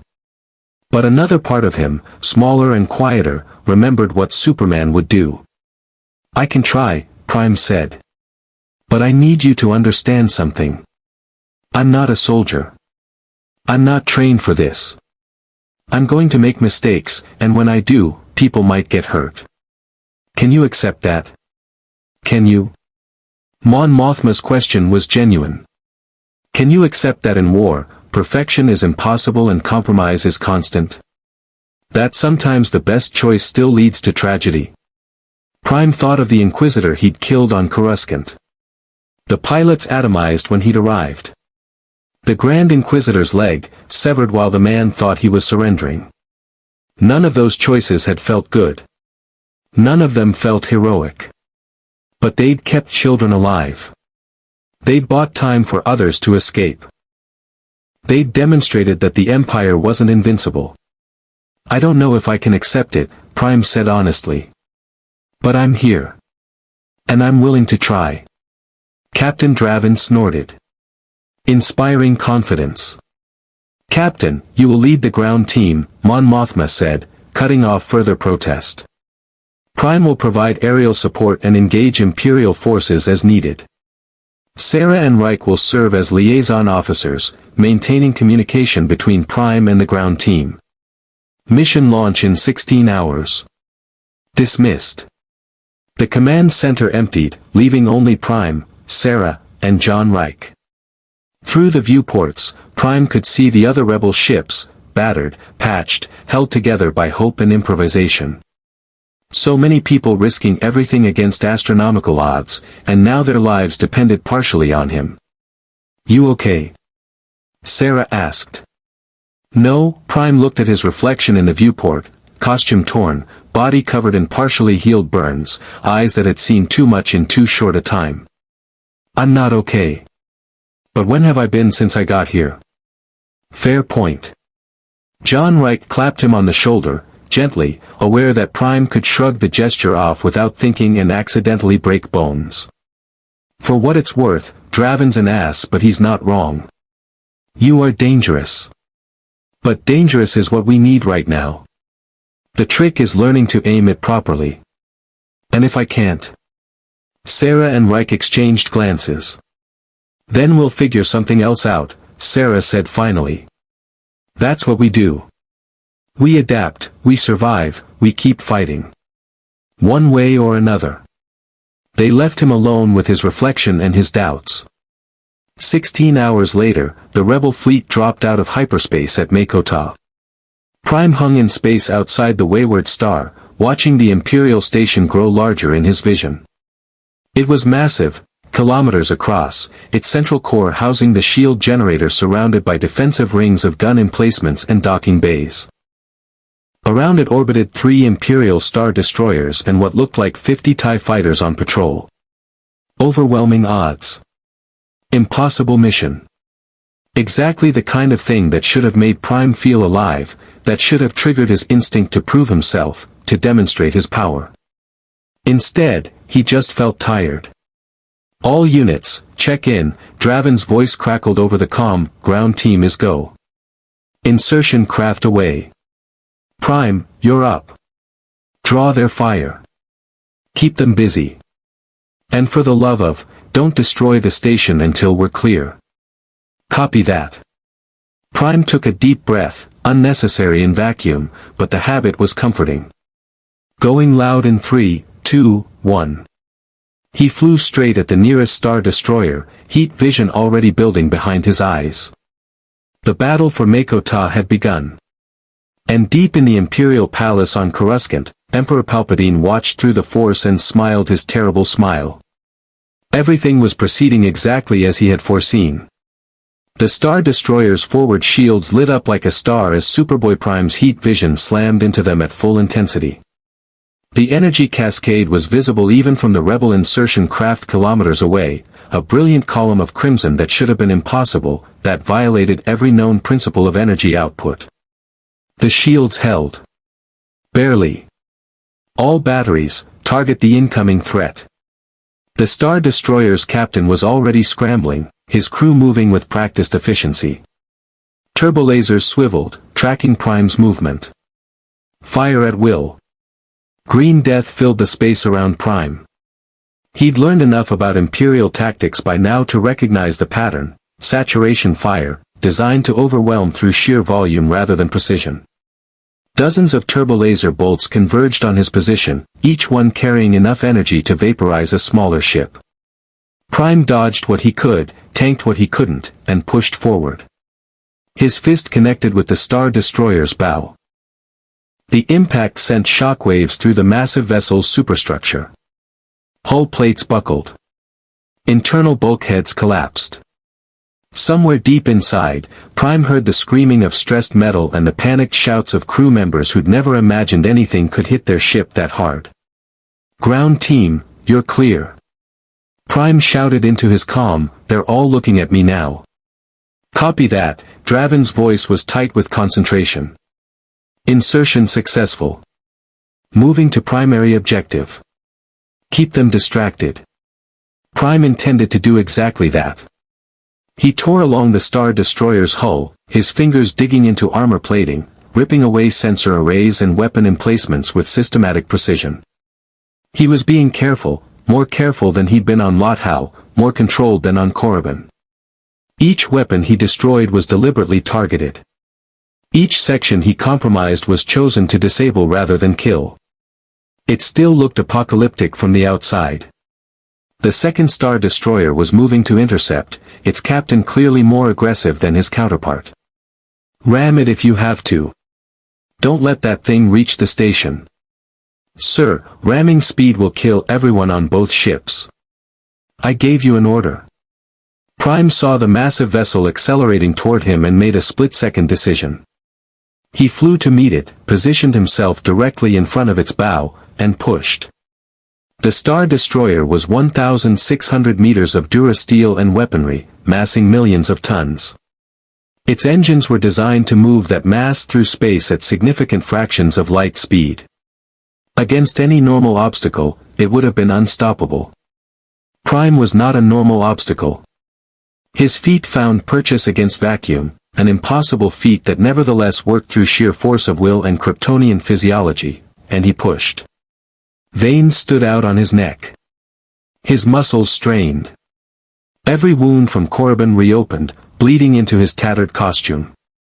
The Star Destroyer's forward momentum slowed. Stopped. Then reversed. What the captain's voice was pure disbelief. Full power to engines. He can't possibly. But Prime could. And did. He pushed the Star Destroyer backward, away from the station, away from the insertion point, away from where it could threaten the rebel ground team. It took everything he had, every ounce of strength, every reserve of power, every desperate need to prove he could do this right, do this controlled, do this heroically. 50 TIE fighters swarmed him like angry insects. Their laser cannons were individually harmless, but 50 of them firing in concert created a stinging cloud that forced Prime to abandon his push and defend himself. He spun through the swarm, heat vision carving precise lines through their formations. Fighters exploded. He couldn't avoid that entirely, but most of them were merely disabled, their pilots ejecting in survival pods that Prime made sure not to target. Ground team to Prime, Draven's voice crackled.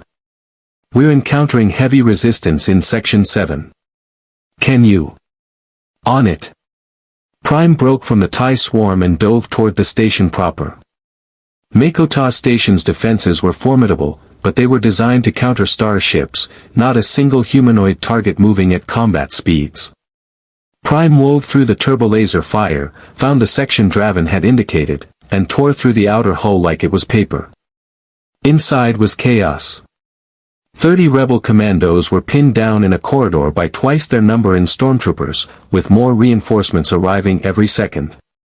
The rebels were professionals, they'd found cover, established crossfire lanes, were making the Empire pay for every meter, but they were being ground down through sheer numbers.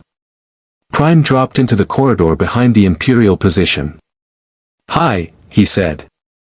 The stormtroopers turned, weapons coming up, training overriding shock. They opened fire at point-blank range, and Prime let them. The blaster bolts scorched his skin, made him wince. But didn't stop him from grabbing the nearest trooper and gently, so gently, tossing him into 3 of his companions. They went down in a tangle of white armor. "Non-lethal." Draven shouted. "We need them alive for." "I know." Prime was already moving through the Imperial formation like a controlled whirlwind. A punch to a trooper's chest plate, calculated to crack the armor but not the ribs beneath. A sweep of his arm that sent 5 troopers flying into the bulkhead, fast enough to stun, not fast enough to kill. Heat vision carefully aimed at weapons, not wielders, melting rifles into slag. It was the hardest fighting he'd ever done. Every instinct screamed at him to hit harder, move faster, end this quickly. The whispers from Korriban, still present, always present, promised that killing would be easier, cleaner, more efficient. But Prime remembered little Lyra asking if he was still a hero. Remembered Sarah defending him to Mon Mothma. Remembered Superman never giving in, never taking the easy path. Within 90 seconds, 30 stormtroopers were unconscious or fleeing, and not one of them was dead. Draven emerged from cover, surveying the corridor with something that might have been respect. "Not bad. Now get back outside before."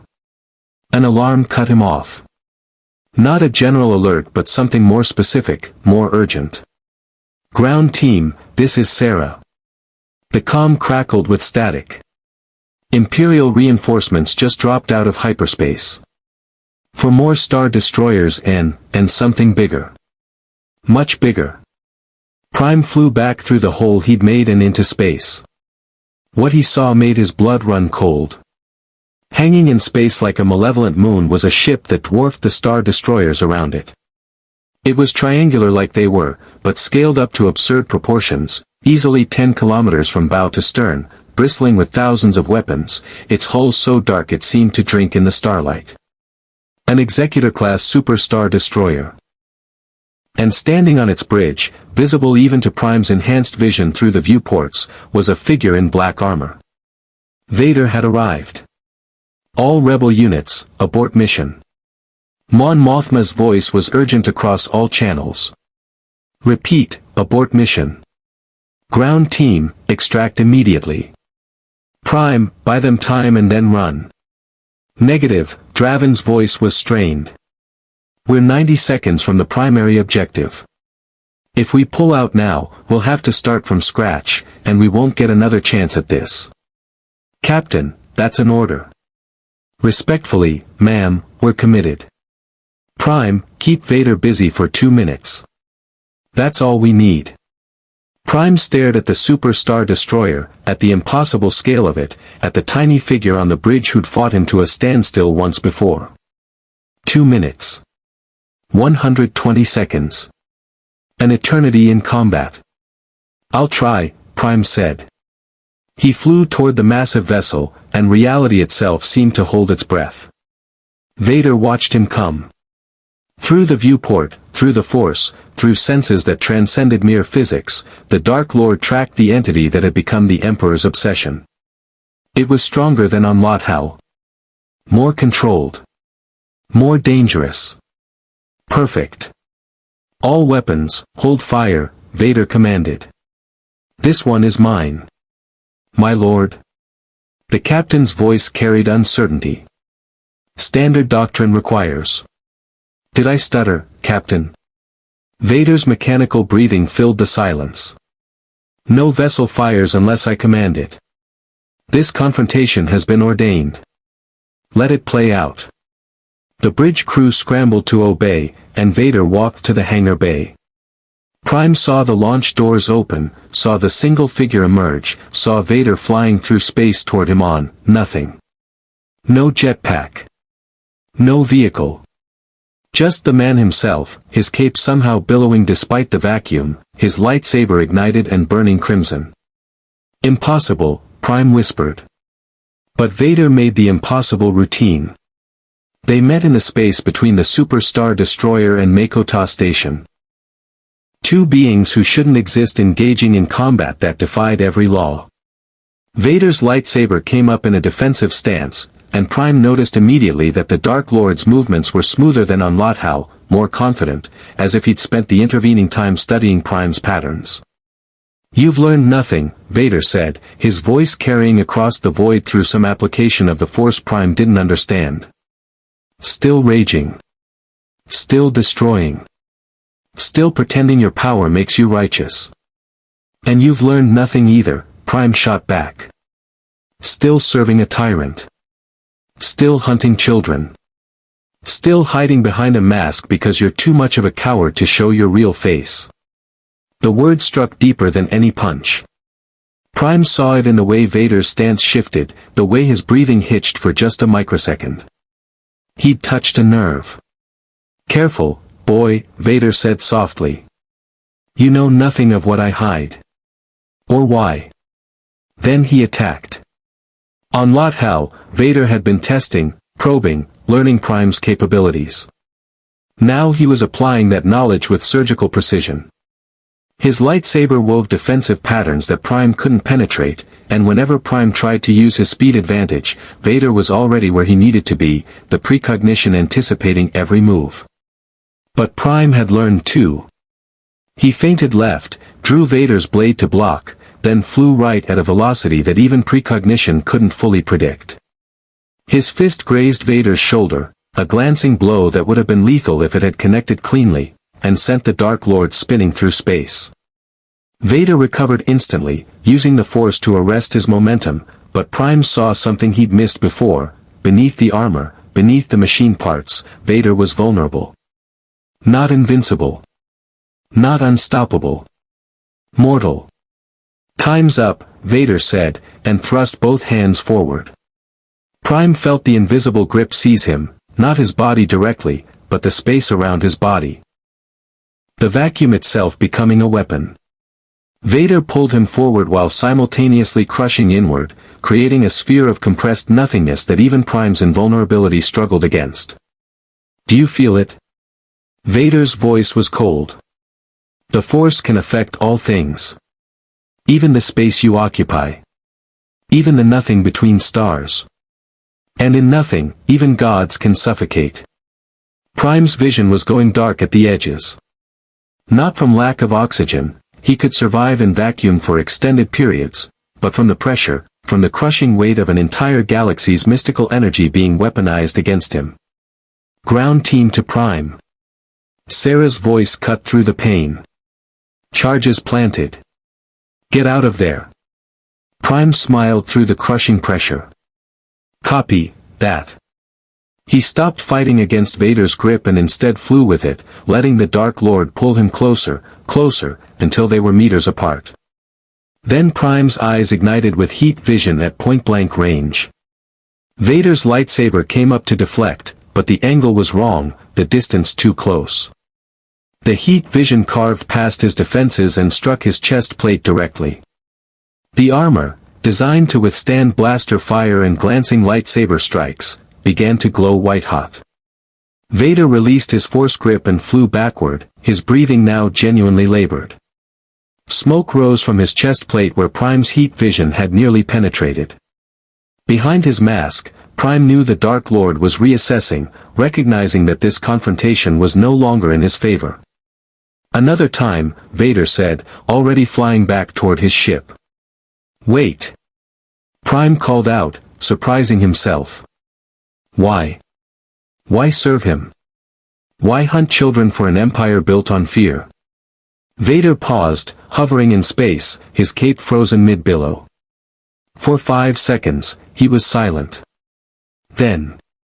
Because the alternative is worse.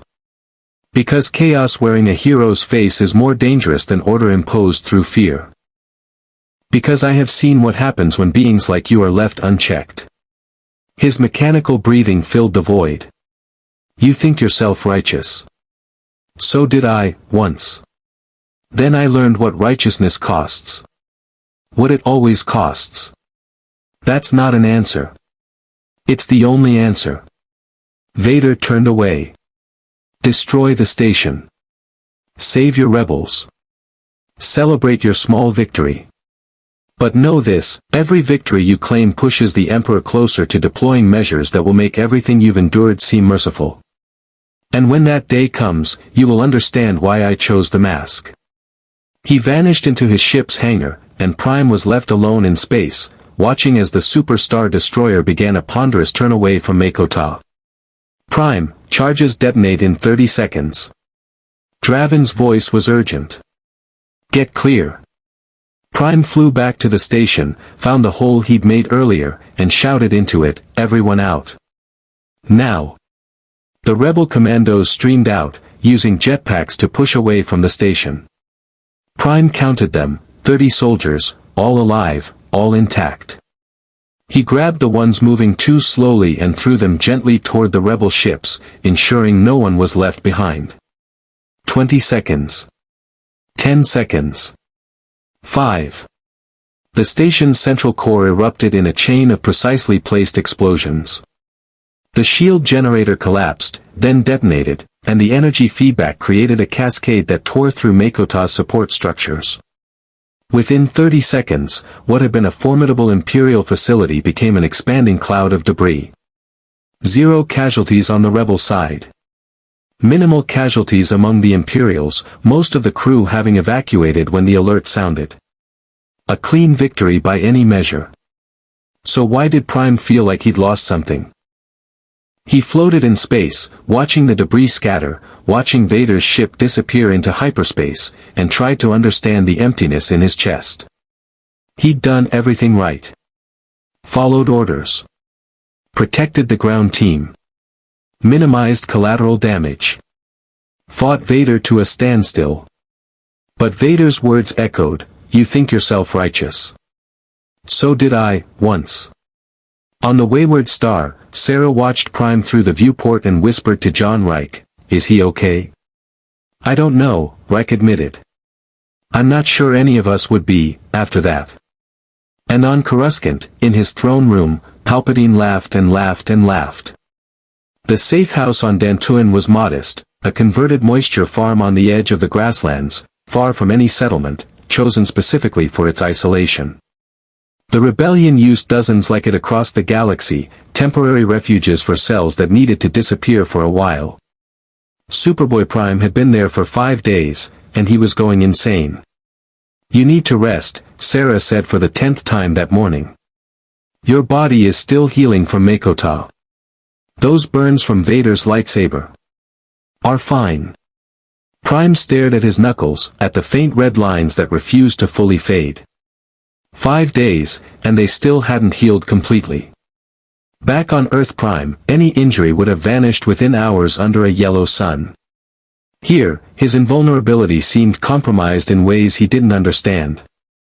They're not fine. John Reich set down a datapad filled with Imperial transmissions. And neither are you. You've barely slept. Barely eaten. You just stare out the window like you're expecting Vader to drop out of hyperspace any second. Maybe I am. Prime turned away from the window, facing them. He knew where we'd be. Knew exactly when to arrive. How? Sarah and Reich exchanged glances. We've been asking the same question, Sarah admitted. Intelligence is investigating possible leaks in our network, but so far nothing concrete. It could have been surveillance, lucky timing. Or, she hesitated. Or what? Or the Emperor is using the Force to track you, John finished bluntly. Palpatine is the most powerful Sith in history. If he's decided you're important enough, he might be able to sense you across star systems. There's precedent, he hunted Jedi that way during the Purge. The idea that someone could track him through mystical means Prime couldn't even perceive made his skin crawl. How do I stop it? You don't. Reich's expression was grim. You learn to live with it. Accept that nowhere is truly safe and plan accordingly. A proximity alarm chimed softly. All three of them tensed, but it was the friendly signal, a rebel ship approaching, transmitting the correct codes. Through the window, Prime saw a battered transport settling onto the landing pad, its hull scarred from what looked like recent combat. The hatch opened, and Arden Fal emerged. The old Jedi looked worse than when Prime had last seen him on Lothal, thinner, grayer, moving with the careful deliberation of someone in constant pain. But his eyes were still sharp, still carrying that mixture of wisdom and sorrow that Prime had come to associate with anyone who'd survived this galaxy's brutality. Master Fal. Sarah rushed to help him, but Arden waved her off. I'm fine, child. Just old. He smiled slightly. And Master is a title I forfeited when the order fell. Arden is sufficient. His gaze found Prime. You've been busy. People keep trying to kill me, Prime said. I try to make them stop. And in the process, you've become the most wanted being in the galaxy. Arden limped inside, accepting a chair that Reich offered. The Emperor has placed a bounty on you that makes even Vader's worth look modest. Every bounty hunter, mercenary, and opportunist from here to the core is looking for you. The Rebellion's association with you has made us a priority target for Imperial resources that were previously focused elsewhere. I know. Prime had heard the reports, seen the casualty lists. 3 rebel cells discovered and destroyed in the week since Makota. 17 operatives captured.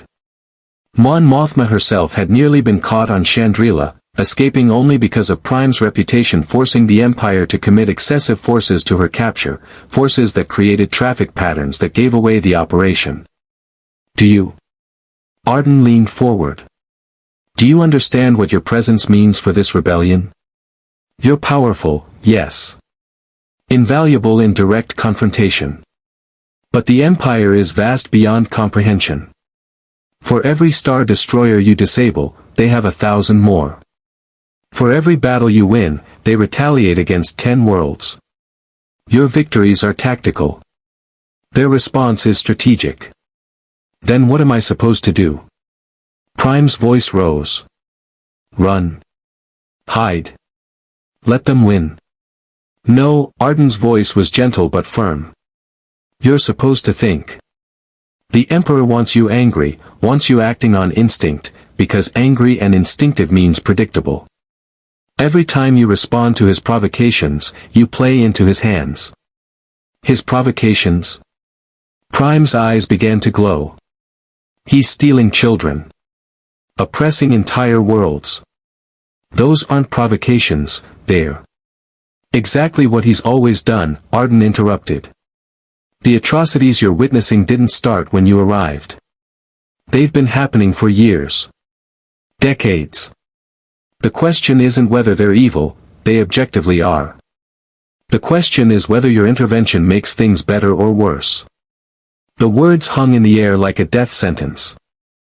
I saved those kids on Lothal, Prime said quietly. You did, Arden agreed. And because you did, the Empire intensified their searches on 20 other worlds, capturing twice as many children as you saved. Your victory in one location created losses elsewhere. That's the calculus of galactic war. Prime slumped against the wall, suddenly exhausted. So what? I do nothing. Let evil win because fighting makes it worse. No, Arden stood, moving to the window that overlooked Dantooin's grasslands. You fight smarter.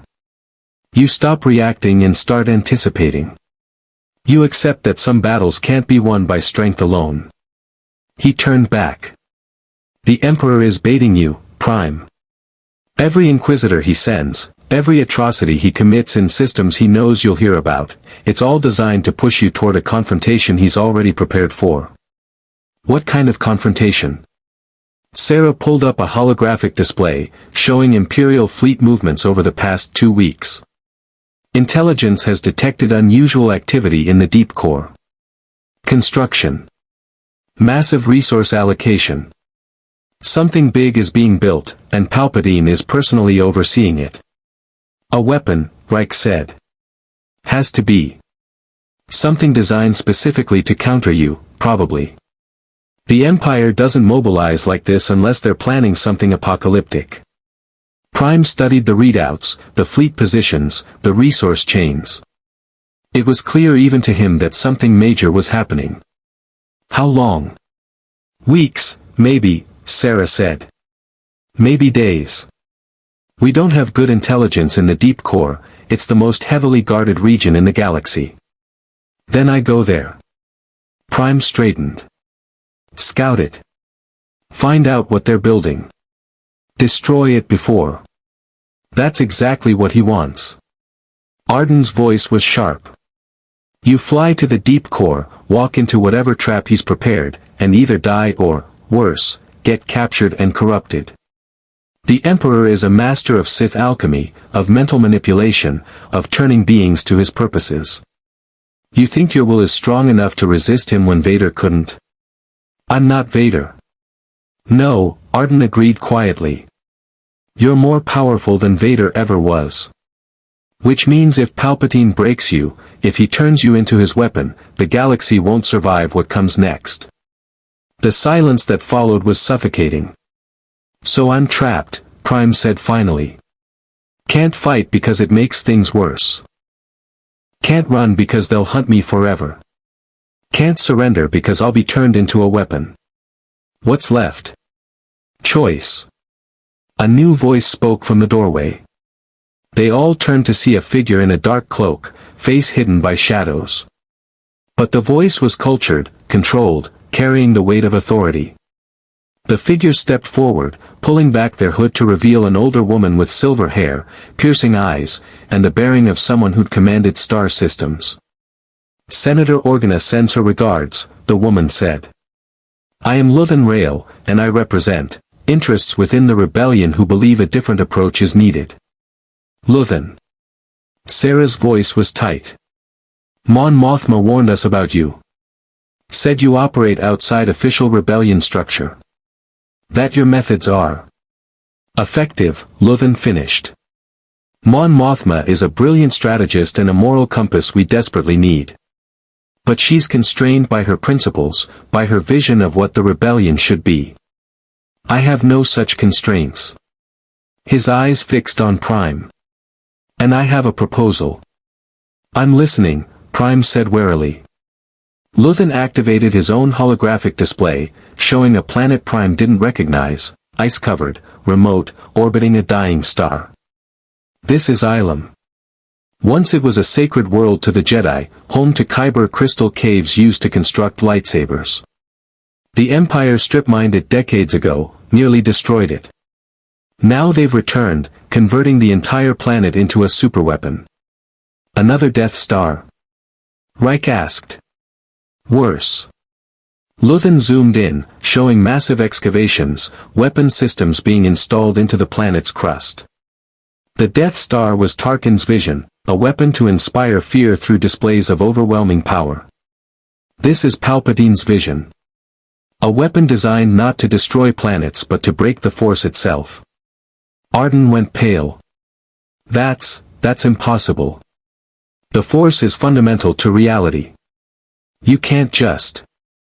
The Emperor has been studying the wound that Prime represents, Luthen interrupted. How his presence tears at the Force, creates absence where connection should be. He's attempting to weaponize that concept. Create a device that projects the same effect across entire star systems, severing Force sensitives from their connection, leaving them powerless. The implications hit Prime like a physical blow. He's using me. My existence. As a template. Yes. Luthen's expression was sympathetic but unyielding. Every scan they've taken of you, every moment you've spent in Imperial custody or within their sensor range, has given them data. You're the key to a weapon that would end the Jedi forever and make Force-sensitive resistance impossible. Then I destroy it, Prime said immediately. Ilum, right? I fly there, tear it apart before you walk into the most heavily defended location in the galaxy. Luthen shook his head. Ilum is surrounded by the Imperial Starfleet. Thousands of ships. Vader is there personally, overseeing construction. And the weapon itself is designed to target beings like you specifically. You approach, they activate it, and suddenly you're fighting without your connection to whatever makes you powerful. I'm not Force-sensitive, Prime protested. It shouldn't affect me. Are you certain? Arden's voice was troubled. You exist outside the Force, yes. But outside isn't the same as immune. If Palpatine has found a way to project absence, to create a field that nullifies connection to fundamental energy, he trailed off. We don't know what that would do to a being from beyond this galaxy. Prime looked at his hands, at the burns that wouldn't fully heal, at the evidence that this galaxy's weapons could hurt him in ways his home universes never could. So what's the proposal? Luthen smiled, and it wasn't a pleasant expression. You don't attack Ilum. You don't play into Palpatine's trap. Instead, you do something the Emperor won't expect. Which is... you disappear. Luthen's eyes glinted. We fake your death. Convince the Empire you've been killed, removing their primary motivation for completing the weapon. Without you as an active threat, Ilum becomes just another expensive project they might shelve. Meanwhile, you operate in absolute secrecy, striking at Imperial infrastructure without them knowing you're still alive. That's insane, Sarah said immediately. How would we even fake his death? The Empire has censored data on his energy signature, his capabilities. They'd see through any deception. Not if the deception is real enough. Luthen pulled up another display, showing a remote system on the very edge of the galaxy. There's a star here called Varkorin. It's dying, collapsing into itself, releasing energies that would kill even Prime if he stayed too long. We lure Vader there, stage a final confrontation, and Prime flies into the star. Vader reports your death. The Empire celebrates. And you emerge days later, hidden by the energy readings, waiting for the right moment to strike. You want me to fly into a collapsing star? Prime's voice was flat. Briefly. Luthen's smile widened. Your durability is the only reason this plan is even possible. Any other being would be atomized. You'll be injured, certainly, possibly severely. But you'll survive. And your survival will be our greatest weapon, because they'll believe you're gone. Prime looked at Arden, at Sarah, at John Reich. None of them were agreeing with Luthen, but none of them were disagreeing either. They were waiting to see what he'd choose. If I do this, Prime said slowly, I'm trusting that you're not just sending me to die. That this isn't some rebellion faction trying to eliminate a problem by aiming it at a star and hoping for the best.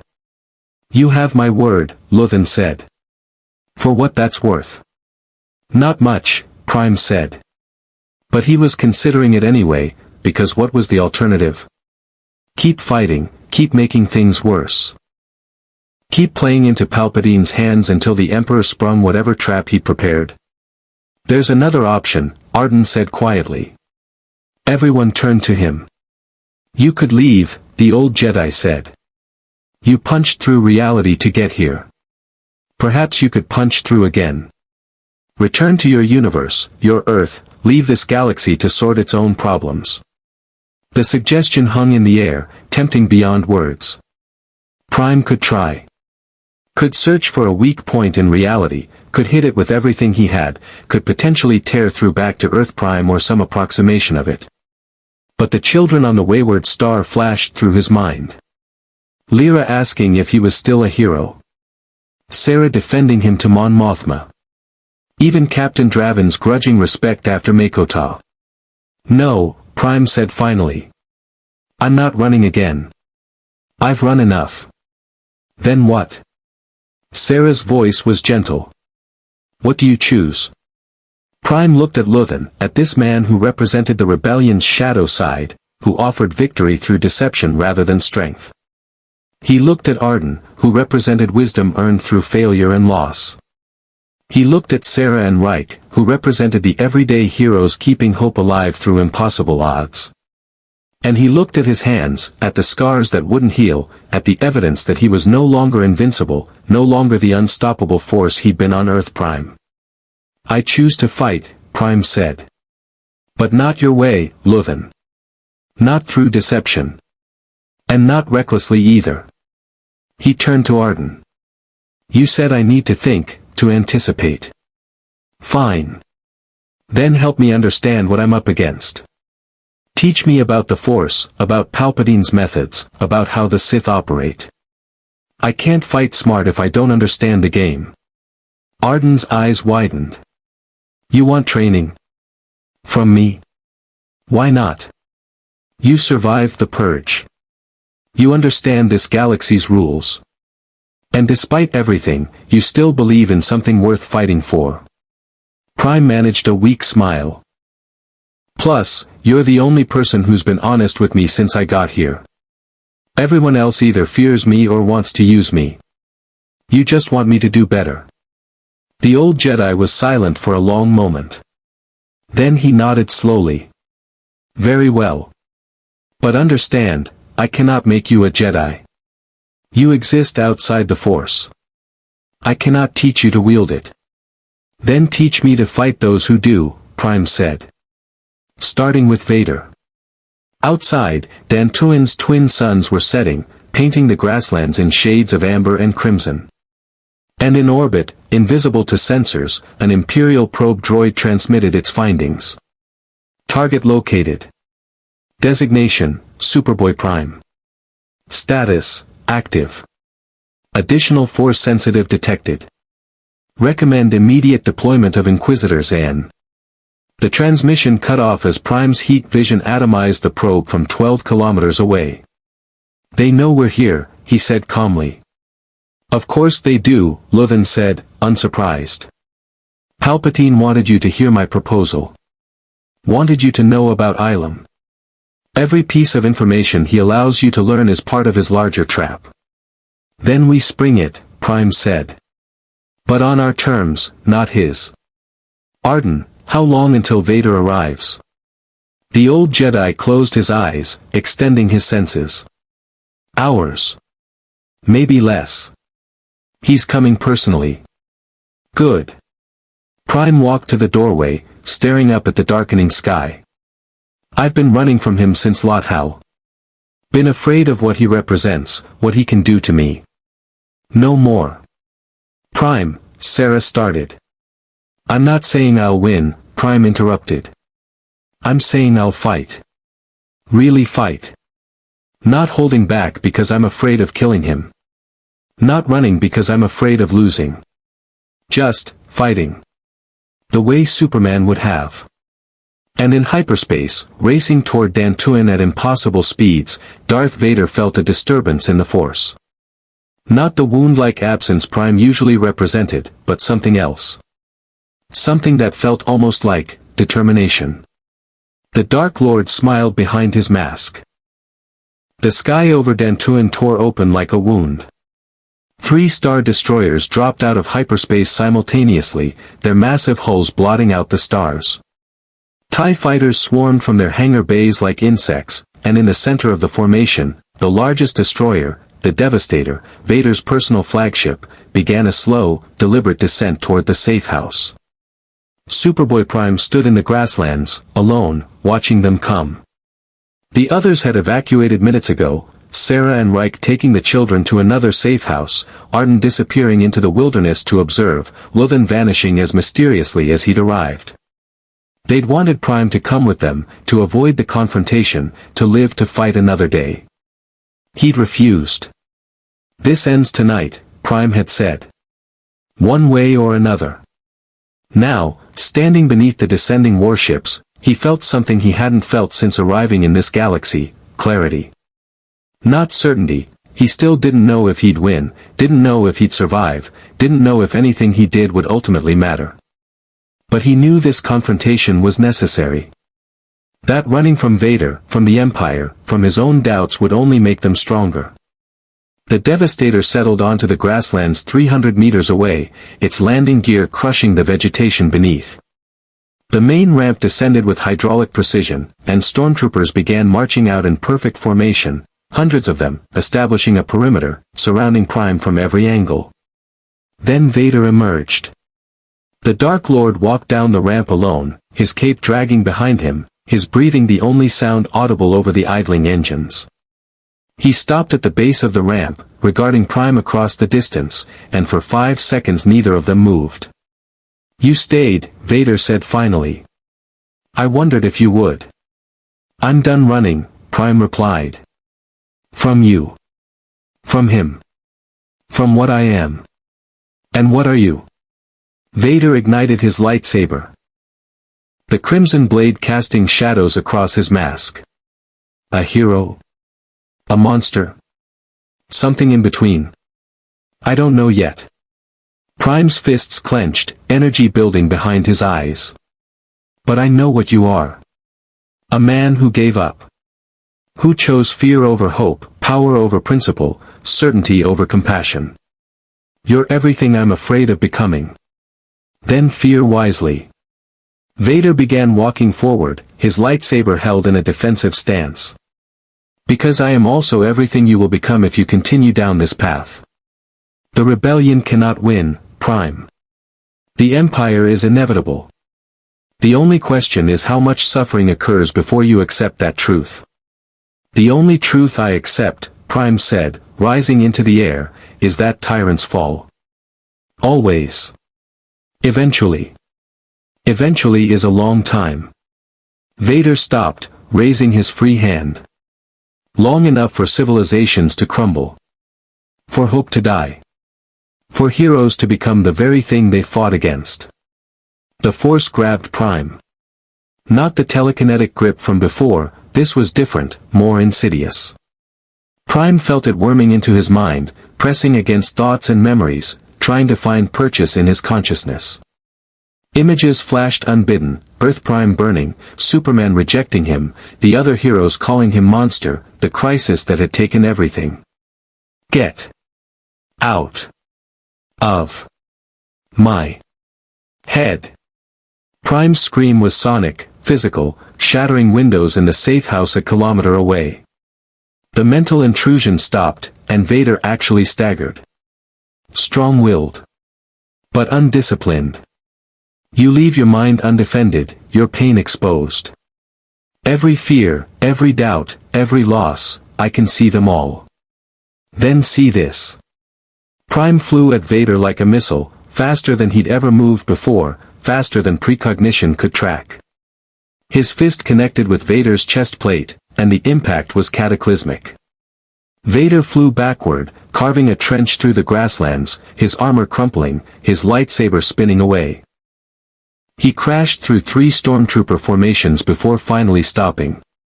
For 3 seconds, he lay still, and Prime dared to hope that maybe, finally, he'd ended this.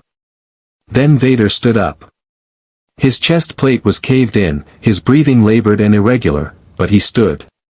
And his hand was outstretched, not toward Prime but toward the Devastator behind him.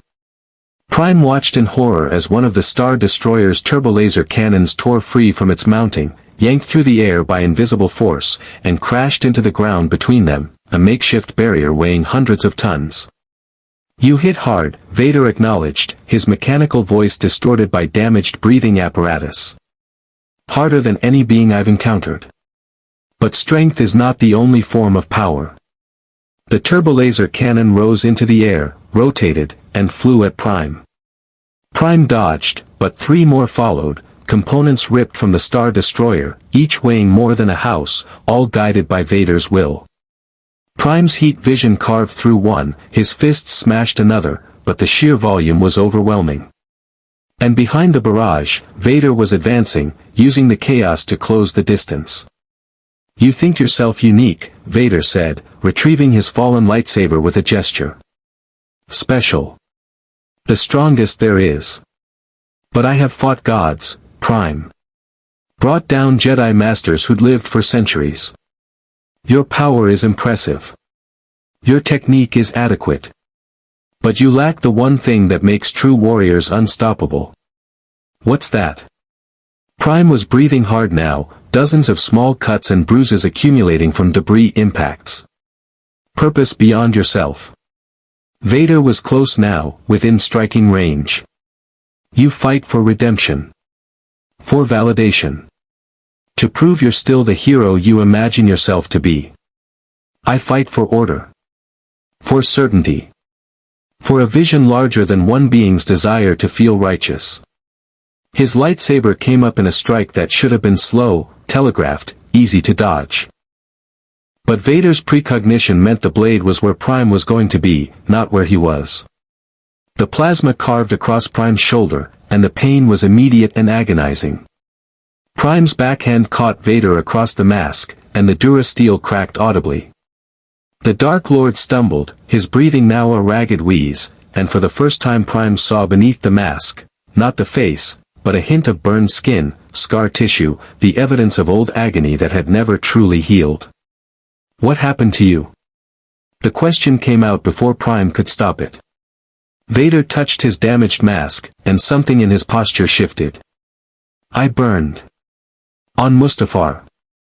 After betraying everything I'd once believed in, after murdering those I'd sworn to protect, I burned. And when the flames finally died, all that remained was this." He gestured to himself, the armor, the machinery, the artificial breathing. A lesson in what devotion to the light truly costs. "That's not what happened." Prime's voice rose. "You chose the dark side. You betrayed the Jedi. That's not the light's fault, that's yours." "Is it?"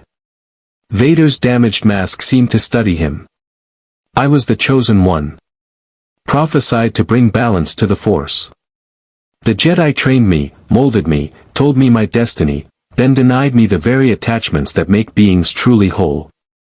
When those I loved were threatened, when I needed their help most, they offered only platitudes and restrictions. The dark side offered power. Certainty. The ability to save those I cared for. And did you save them?" Prime demanded. Silence. "I thought not." Prime floated higher, gaining altitude. "You traded everything for power, and power gave you nothing but suffering. You became the monster you feared, and now you're trying to make me follow the same path. Well, I won't. I'd rather die than become you. Then die you shall." Vader raised both hands, and Prime felt it, the crushing grip from their first fight, but amplified 100-fold. Every Star Destroyer in orbit added its mass to the equation, their gravitational fields manipulated through the Force, creating a sphere of compressed space with Prime at its center. Prime's vision went white with pain. His bones creaked. Blood vessels burst. For the first time since arriving in this galaxy, he felt genuinely afraid he might not survive. This is it, he thought desperately. This is where I lose. Where the villain wins and the hero. But I'm not the hero, another part of his mind whispered. Not really. I'm the broken kid who couldn't accept that his world was gone, who lashed out at everyone trying to help, who killed and destroyed and raged because pain was easier than healing.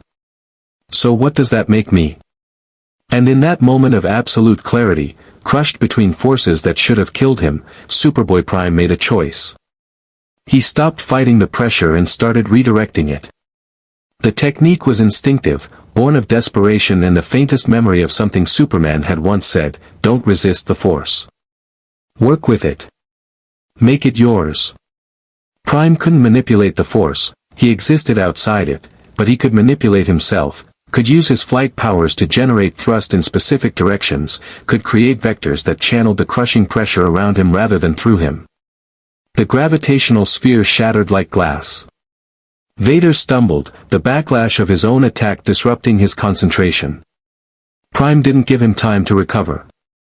He flew at the Dark Lord low and fast, grabbed him by his damaged chest plate, and kept flying, up through Dantooin's atmosphere, up into the orbital space where the Star Destroyers waited, up until the planet was a sphere below them and the stars stretched infinitely in every direction. "What are you doing?" Vader's voice was strained, his breathing apparatus clearly failing. "Taking away your advantages." Prime's grip tightened. "Your ships. Your stormtroopers. Your ability to throw random debris at me. Up here, it's just you and me. No tricks. No tactics. Just two beings who both know what it means to lose everything." He released Vader, and the Dark Lord hung in space, his cape frozen, his damaged armor gleaming in the light from Dantooin's suns. Behind his cracked mask, Prime could see Vader's eyes, yellow from dark side corruption, but carrying something else too. Recognition, maybe. Or understanding. "You're right," Vader said finally. "I do know what it means to lose everything. And I know what comes after." "What?" "The choice to let it define you or transcend it." Vader's lightsaber ignited despite the vacuum, the plasma blade somehow stable. "I made my choice years ago. Now you must make yours." They fought in the silence of space, surrounded by stars and ships and the weight of impossible choices. Prime's heat vision carved burning lines through the void.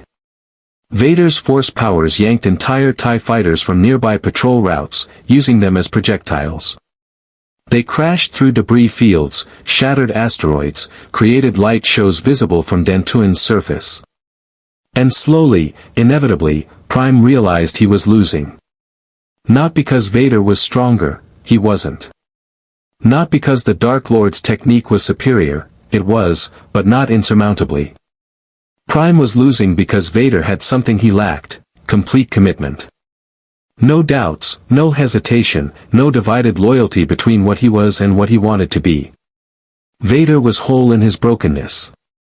Prime was broken in his desperate attempt to remain whole. "You see it now," Vader said, his lightsaber poised for a killing strike. "The fundamental weakness.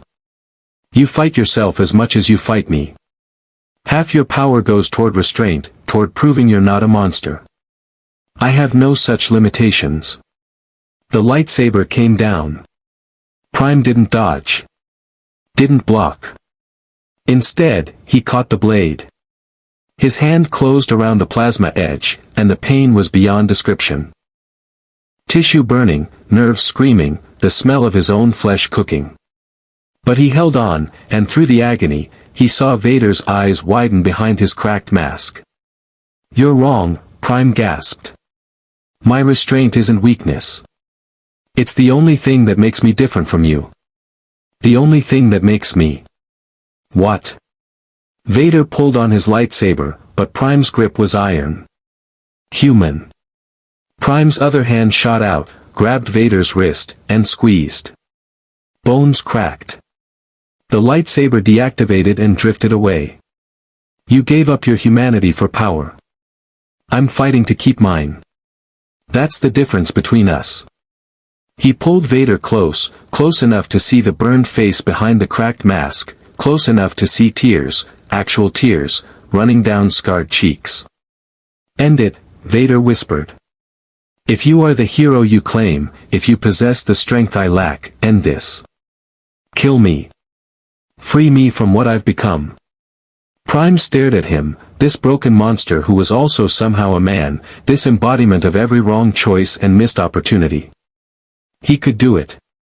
Could end Vader here, remove one of the Empire's greatest weapons. It would be righteous. Justified. Heroic. But it would also be easy. And Prime had learned, slowly and painfully, that the right choice was rarely the easy one. No, he said. He released Vader and flew backward, putting distance between them. What? Vader's voice carried genuine confusion. You, spare me. After everything? I don't know if sparing you is right, Prime admitted. I don't know if anything I do is right anymore. But I know that killing you, killing someone who's begging for death, that's not heroism. That's mercy killing. And I'm not ready to make that choice for someone else. Then you're a fool. Vader retrieved his lightsaber with a forced pull. This mercy will cost you everything. Maybe. Prime looked at his hand, at the burn from catching Vader's blade, at the evidence that he was neither invincible nor invulnerable. But it's mine to give. Just like your choices were yours to make. They hung in space for a long moment, neither attacking, neither retreating. Around them, the Imperial fleet waited for orders. Below them, Dantooin's grasslands hid rebel cells and Force-sensitive children. And somewhere beyond the stars, Emperor Palpatine watched through the Force and began to laugh. This isn't over, Vader said finally. I know. Prime began flying toward the atmosphere, toward the planet, toward whatever came next. But it's not over the way you think it is either. He descended, leaving Vader alone in space. The Dark Lord watched him go, touching his cracked mask, feeling the tears that he'd thought himself incapable of producing. And in that moment, Darth Vader, who had been Anakin Skywalker, who had been the chosen one, who had burned and broken and surrendered to darkness, felt something he hadn't experienced in decades. Doubt. On Dantooin's surface, Prime found Arden waiting. You let him live, the old Jedi observed. I did. Was that wise? I don't know. Prime sat down heavily in the grass, exhausted, bleeding from a dozen wounds. But it felt right. And right now, that's the best I can do. Arden smiled, and for the first time since Prime had met him, it was a smile of genuine pride. Then you've learned the most important lesson I could teach you. Not how to win. But how to remain yourself while fighting monsters.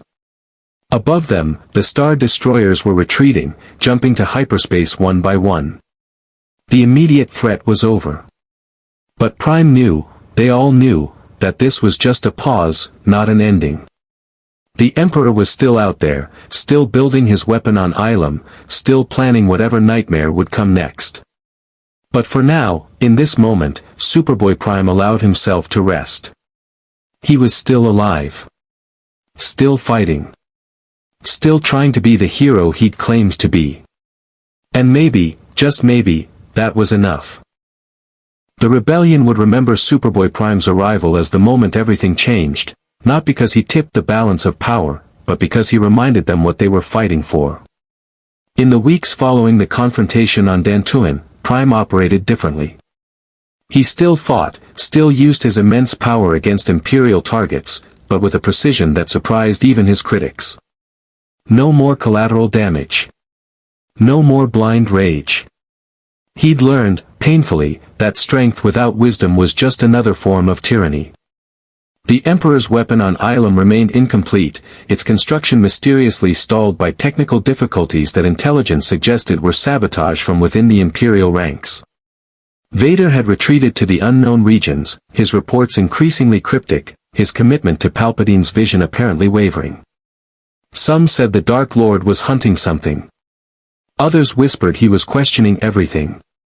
The children rescued from Lothal grew up in safe house networks across the galaxy, their force sensitivity carefully hidden, their memories of the being who'd saved them becoming legend.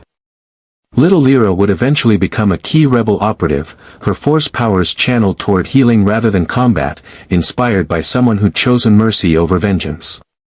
Mon Mothma incorporated Prime into rebellion strategy, not as a blunt instrument but as a precise scalpel, deployed only when his unique capabilities were necessary.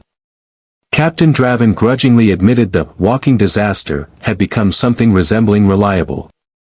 Sarah and John Wright continued as his handlers, the three forming a bond forged through shared danger and impossible choices. Arden Fowl's training continued, teaching Prime not how to use the Force, that remained impossible, but how to understand those who did, how to fight smart rather than hard, how to preserve the humanity that Vader had surrendered.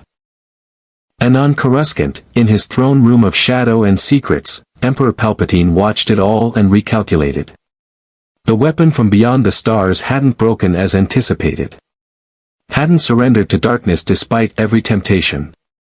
Instead, it had done something far more dangerous. It had grown, learned, adapted. It had become the very thing Palpatine feared most, an unpredictable variable in a galaxy he'd spent decades bringing to heel. But the Emperor was patient.